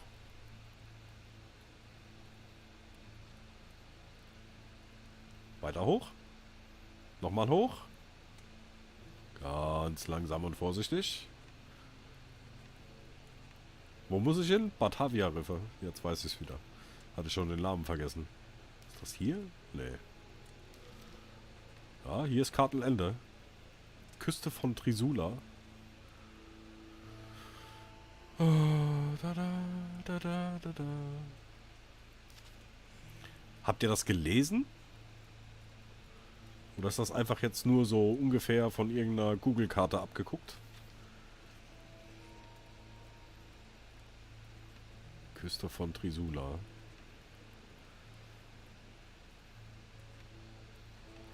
Da ist doch ein Bums hier, ehrlich. Mehr von Trisula ist hier. Rechts oben ist so eine große Insel. Links drunter ist nochmal eine große. Unter dieser ist eine sehr kleine Insel. Also, rechts oben ist eine große Insel. Die da wahrscheinlich. Dann eine die hier. Oder die da. Oder die. Oder die. Das hier ist kein Questmarker. Also das ist schon ein Questmarker, aber das ist die Hauptquest. Der Max hat's gelesen. Brech doch ab, ehrlich. Wo muss ich hin? Max, rette mich. Zeig mir den Weg.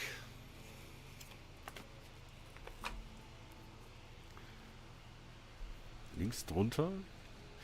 Ach ja, Tommy, das Problem ist, in diesen Nachforschungen gibt es eigentlich keine Questmarker. So, das ist der Sinn hinter diesen. Unter dem Hauptquestmarker. Das hier?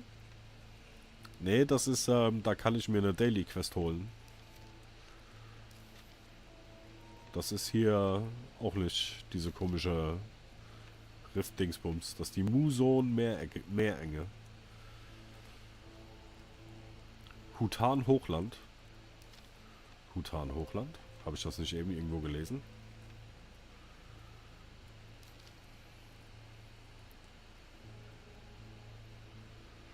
Hutan-Hochland. Hutan-Hochland, da. Habe ich gefunden. Macht nix, um Gottes Willen. Wir rätseln hier alle. Rechts vom Hutan. Hochland. Hier ist das Meer von Trisula. Muss ich da hin? Und da gibt es irgendwo diese Riffe. Ich glaube, hier war ich noch nie.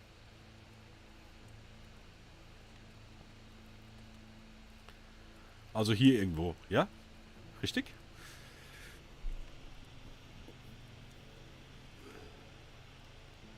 Etwas runter. Etwas runter, ja. Gewürzinseln. Hier.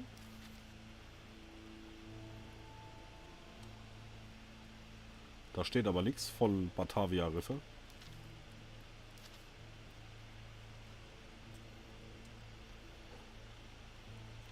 Fort Premi.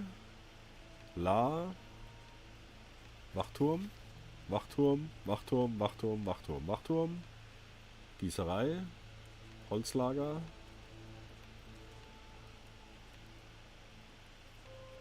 La. Noch ein Holzlager, ganz viele Holzlager. Da sollte es sein. Tja, vielleicht habe ich es noch nicht entdeckt. Das wäre ja skandalös.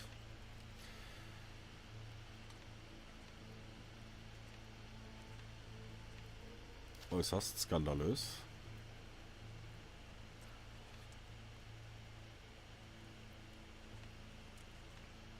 Westliche Senke. Westliche Senke. Hier ist die mittlere Senke. Östliche Senke. Südliche Senke. Hä? Mittlere Senke. Östliche Senke. Südliche Senke. Dann ist hier doch die westliche Senke. Logischerweise. Oder auch nicht.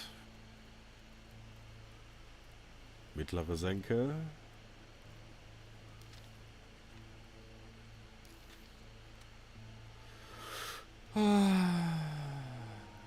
Südwestpassage. Da bin ich aber zu weit schon wieder weg.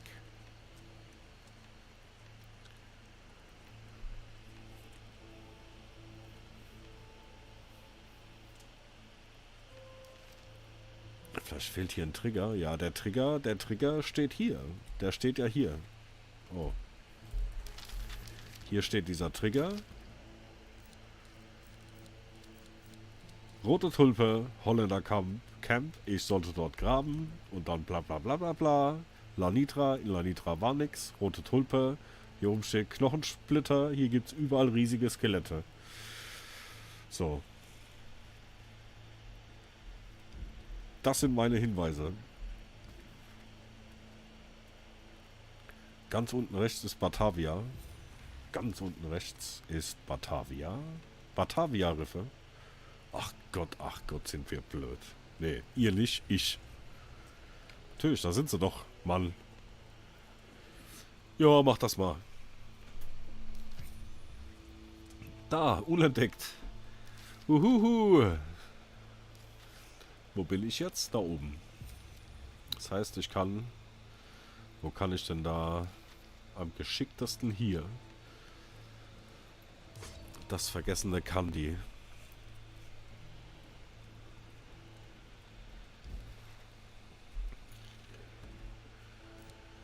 Also, Schnellreise hier runter.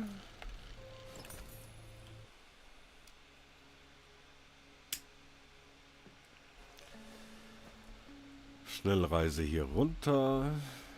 Und dann schippern wir da mal hin.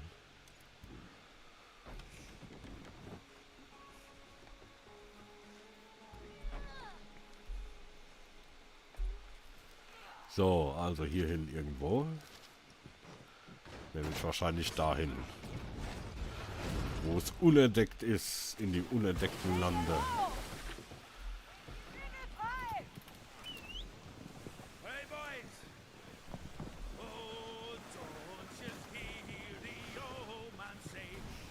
Ja, da sieht man mal, wie gut man eigentlich durch andere Spiele geführt wird, wo alles markiert ist. Und manchmal sogar die Laufwege markiert sind, damit man weiß, für die ganz Blöden.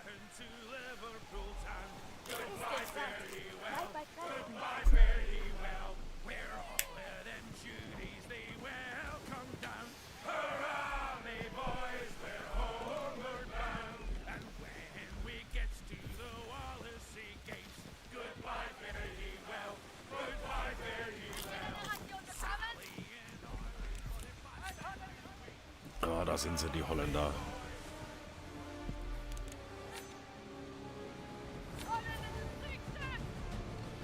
Aber umso schöner ist es doch, wenn man es dann tatsächlich löst.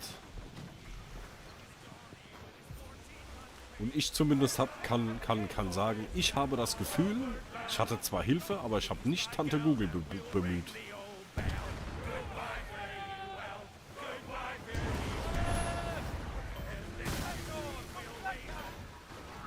So, dann nehmen wir unterwegs noch einen Holländer mit. Glaubt ihr wirklich, ihr könntet das noch gewinnen?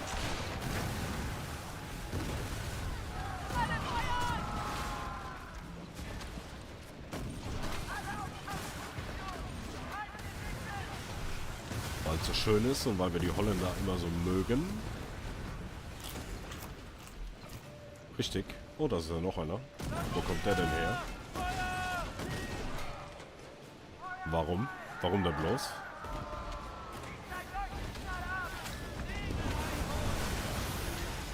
Warum sind die auf einmal zu zweit? Und warum macht der mir jetzt so übel Schaden, bitte? Ihr verflucht diesen Tag noch!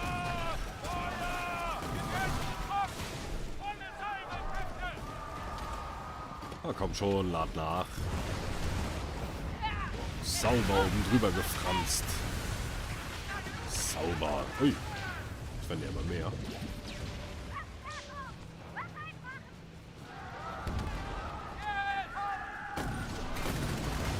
Das schreckt mich nicht.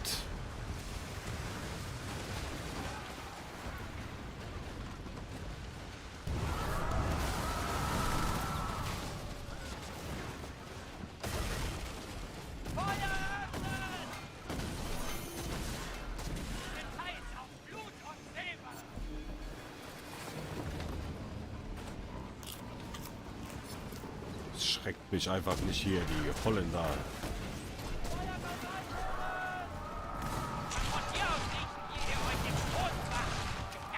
Im Norden der Insel sollte ein Schiffswrack sein. Oh je. Jetzt geht's gleich unter Wasser.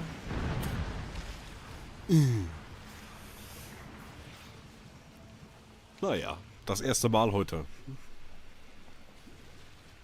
Glaube ich. Ich heute schon mal gesunken? Ich glaube nicht. Ich glaube es nicht.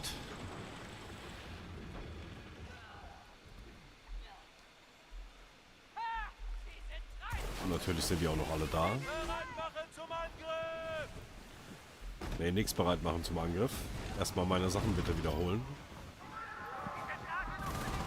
Danke. Vielleicht sieht man sich ja bestimmt nochmal irgendwann. Du bist auch nett. Du hast versucht mir zu helfen. Finde ich toll.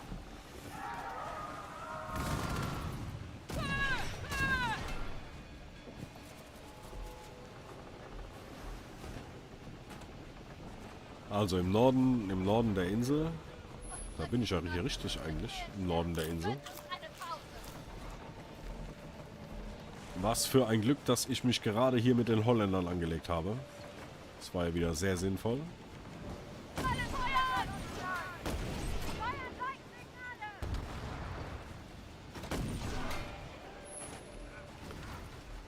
War ja wieder glorreiche Idee.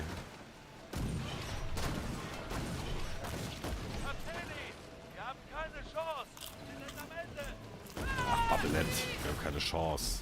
Wieso sollen wir keine Chance haben, bitte?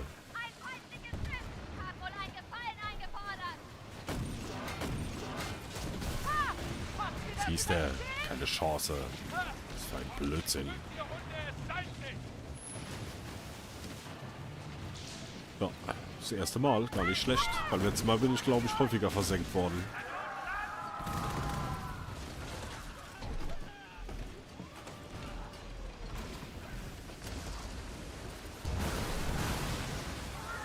Viel häufiger sogar.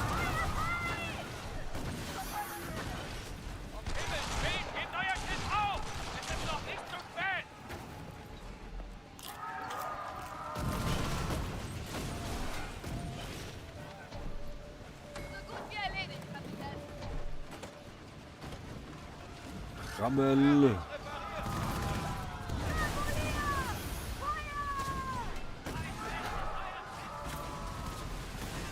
Na, kommt schon. Jawohl.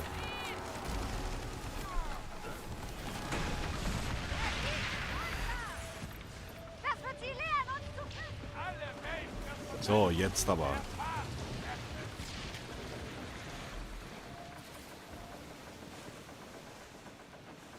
Zurück zur Insel, im Norden der Insel. Hier an dem Wachturm dann. Pestilenzflotte. Wachturm Pestilenzflotte. Ich weiß ja ehrlich gesagt nicht, ob ich da überhaupt hin will. Pestilenzflotte.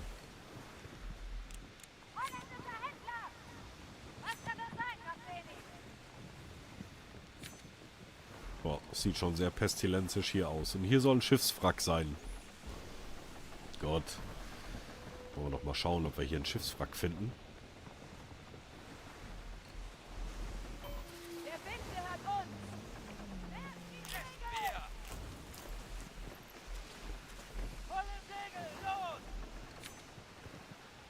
Nee.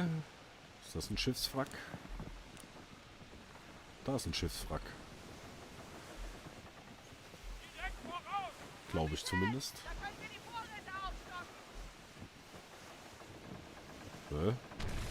Ups. Hoppala. Entschuldigung. Entschuldigung.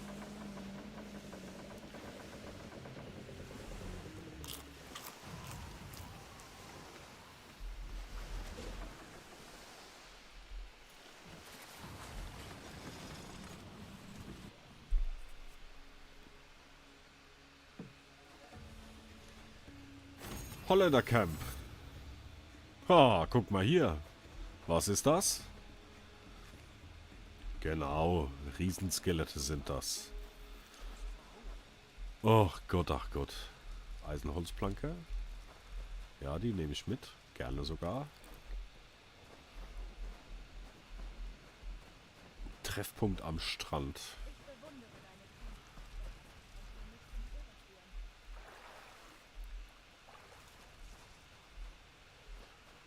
Treffpunkt am Strand. Bei den Riesenknochen. Hoppala. Oh, hier ist Ende. Ende. Nichts mehr zu finden. Das ist wahrscheinlich hier der Bruder. Der hat sich hier wahrscheinlich... der ist hier verhungert, während er auf seinen Bruder gewartet hat. Also eine Tulpe. Eine Tulpe. Where is the Tulpe?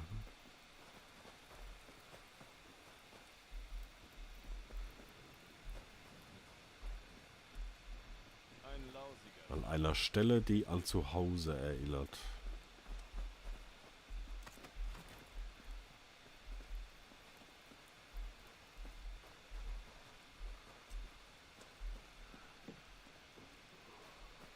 Ja, ich weiß aber auch nicht, wo die herkamen, die Jungs. Arnold Silver. Könnte ein Engländer gewesen sein.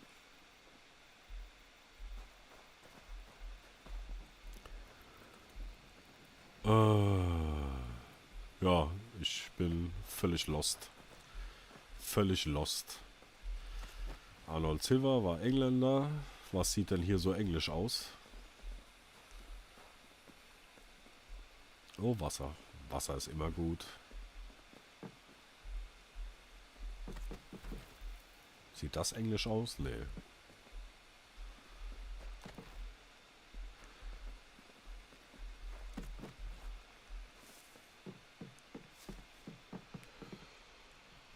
Ach ja, Freunde der Nacht. Ich habe euch keine Questmarker mitgebracht. Ein Zettel. Eine weitere Chance.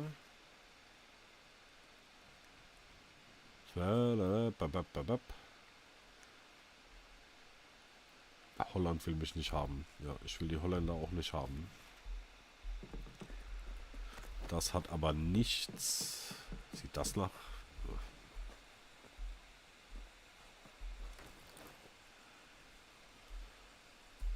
Hoodmans Haus der Knochen. Wie geht's dir, du Lump? Verhängnisvollen Lager, der niederländische Pirat, bla bla bla bla, auf den baute Hoodman stabilen Untergrund. Ja, das ist schön. Aber Tulpen, Holländer, Tulpen und Holländer sind doch, dann sind es vielleicht Holländer. Aber Silver ist doch jetzt, Arnold Silver ist doch jetzt nicht holländisch.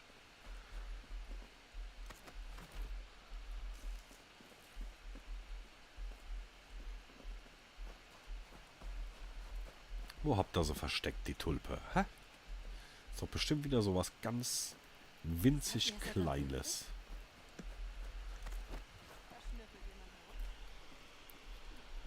Irgend so was winzig verstecktes, mickriges. Schatztruhe. Wo ist die Tulpe? Da ist die Tulpe.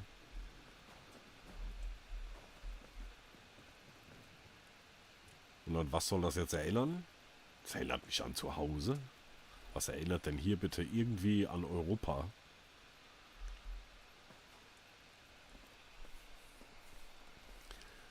Oh, herrlich. Herrlich. Endlich. Ja, jetzt hat er's. Ich hab's. Erst der Brunnen, der Elendige. Und jetzt die Schatztruhe. Die Tulpe, die Elendige.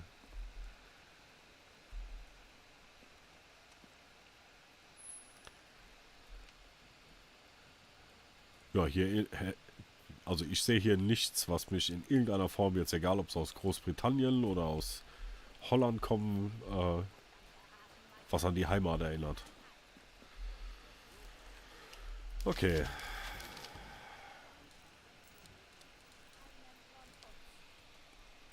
An alle unzufriedenen und Wasi im Indischen Ozean. An Weihnachten 1691 soll ein holländischer Geleitzug das Holländercamp passieren. Angeblich ist dieser übervoll mit Perlen und Gewürzen beladen. Die Obwelling, ein Das altes, Hauptziel, klappriges und unbewaffnetes Obwelling, Frachtschiff. Ein altes, brüchiges und unbewaffnetes Frachtschiff. Die Blumen bei Welch den Knochen? eine Ja, leichte ich guck noch mal. Das habe ich von einer zuverlässigen Quelle, direkt aus der Handelsgesellschaft. Also, Nach der öffentlichen Demütigung mit der Sradu und die Obwelling, ein alter Frachter.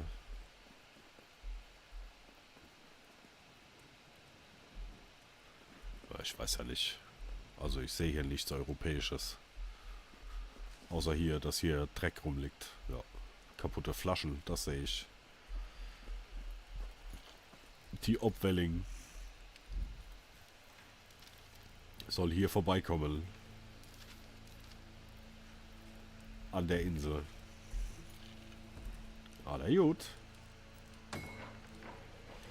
Wollen wir doch mal schauen, ob wir die finden, die Obwelling.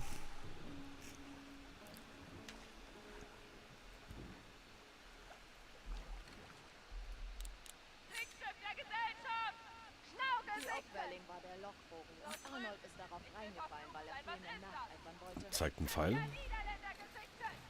Die großen Kompanien Wo? lieben und nutzen unsere Ach so, das ist hier der Wachturm, den ich markiert habe. Zahllose Piraten ruhen auf dem Grund, alle von der Obwelling versenkt. Zum Teufel mit den Holländern. Wenn wir dieses Schiff treffen, dann gib ihm eine Breitseite von mir. Bist du die Obwelling?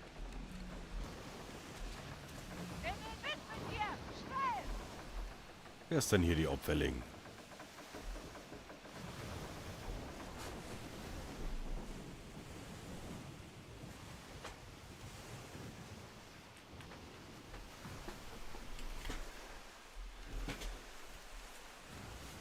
Der gelbe Pfeil bin ich oder meinst du die drei?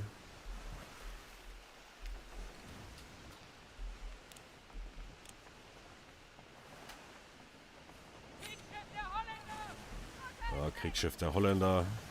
Ist alles gut. Kriegsschiff der Holländer. Aber das sind nicht die Kriegsschiffe, die ich suche.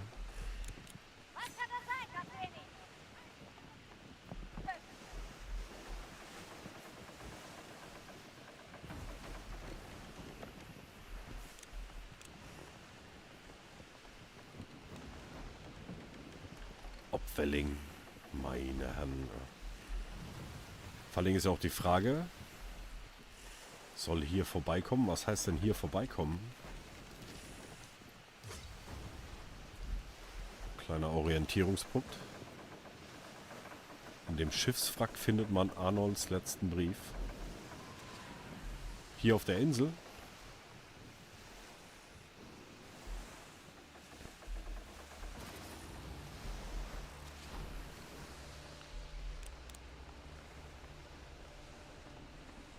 Hilfe Mann.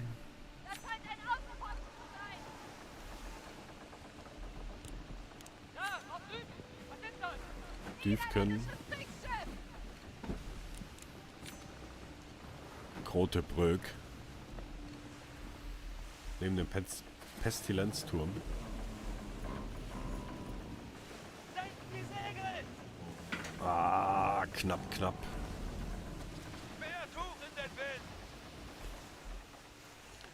Neben dem Pestilenzturm soll ein Schiffswrack sein. Ja, die Frage ist, ob ich da überhaupt so nah hinfahren will an den Pestilenzturm. Da, am Horizont! Segel!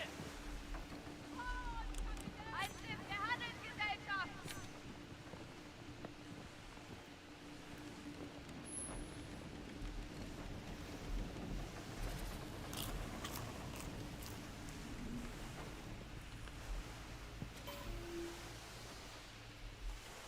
Ah, wahrscheinlich das da.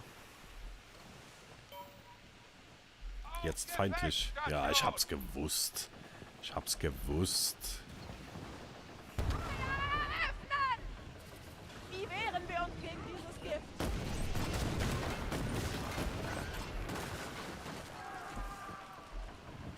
Nehmt uns aus dem Wind!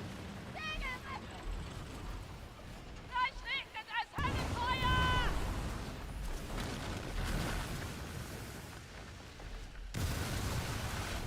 Ich hab's doch gewusst.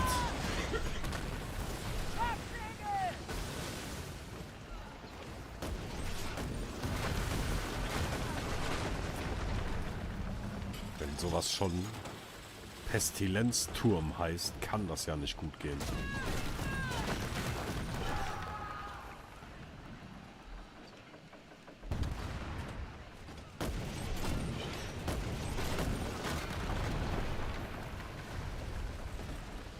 So, nix mehr Pestilenzturm hier.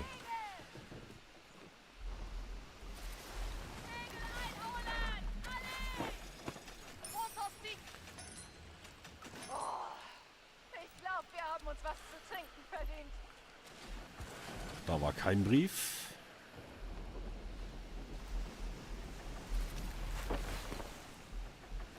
Aber ich nehme mal an, dass das hier das komische holländisch beflaggte Schiff ist. Oder das hier.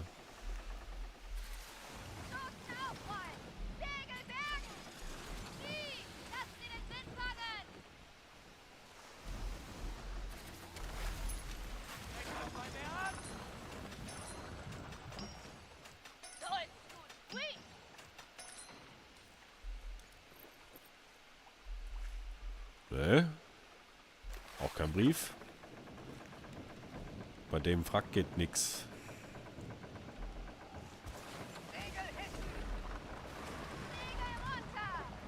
Ah, hier ist was markiert.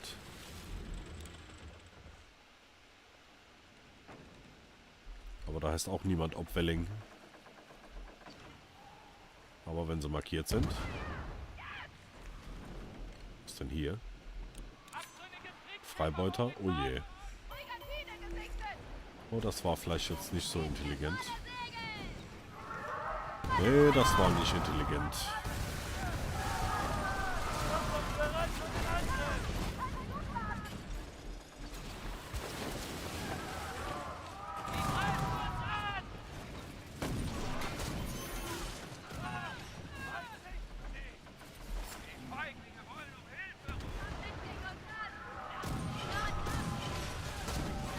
Das war wenig intelligent. Sehr dumm.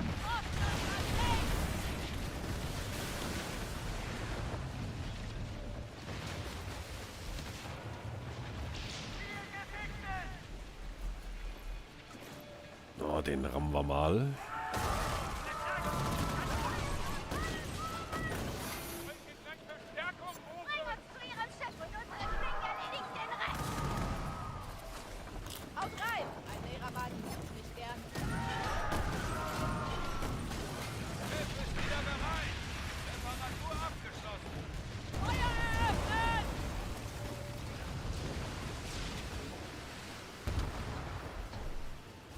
Aber obwohl, vielleicht habe ich ja Glück.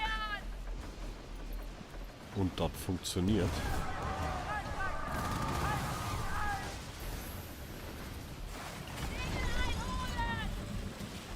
Ja, ich fahre noch mal rum.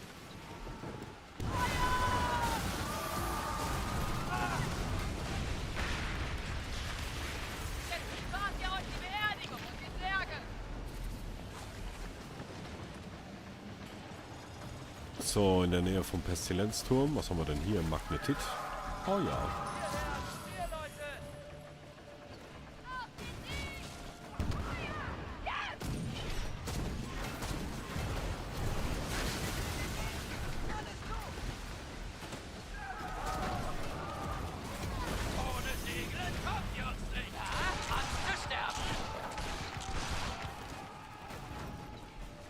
Nee. Soll aber gut sein.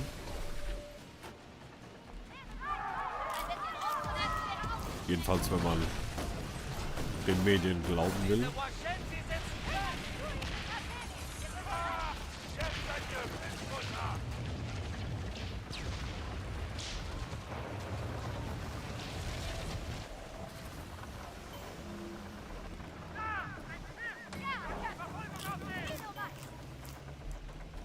So, ich gucke jetzt hier nochmal nach den Wracks, ob ich da was finde.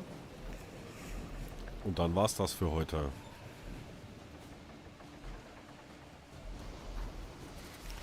Die Obwelling muss leider warten. Kann ich da durch? Ich glaube es fast nicht. Vor allem haben wir noch hier den Holländer.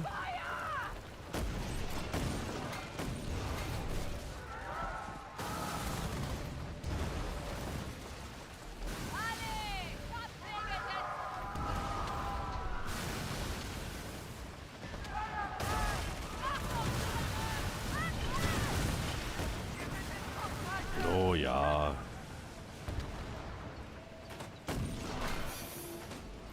Ich habe Durst nach Blutcocktaili. Ich muss ihn stillen.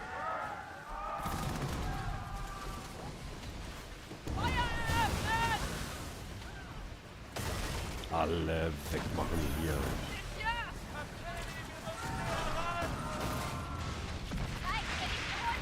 Blöde Holländer. Nee, Michael, ich kenne das Spiel nicht. Also ja, ich kenne es, aber ich hab's nicht ausprobiert.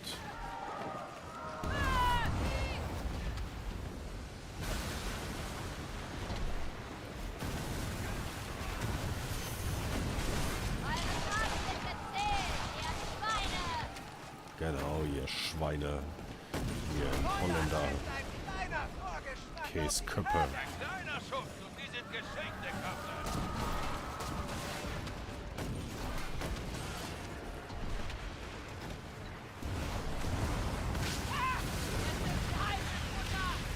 Da. Jetzt geht's mir auch wieder besser. Habe ich was zerstört?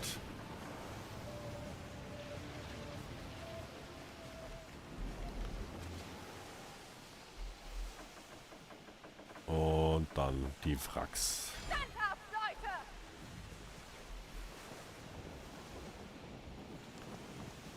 Oder auch nicht.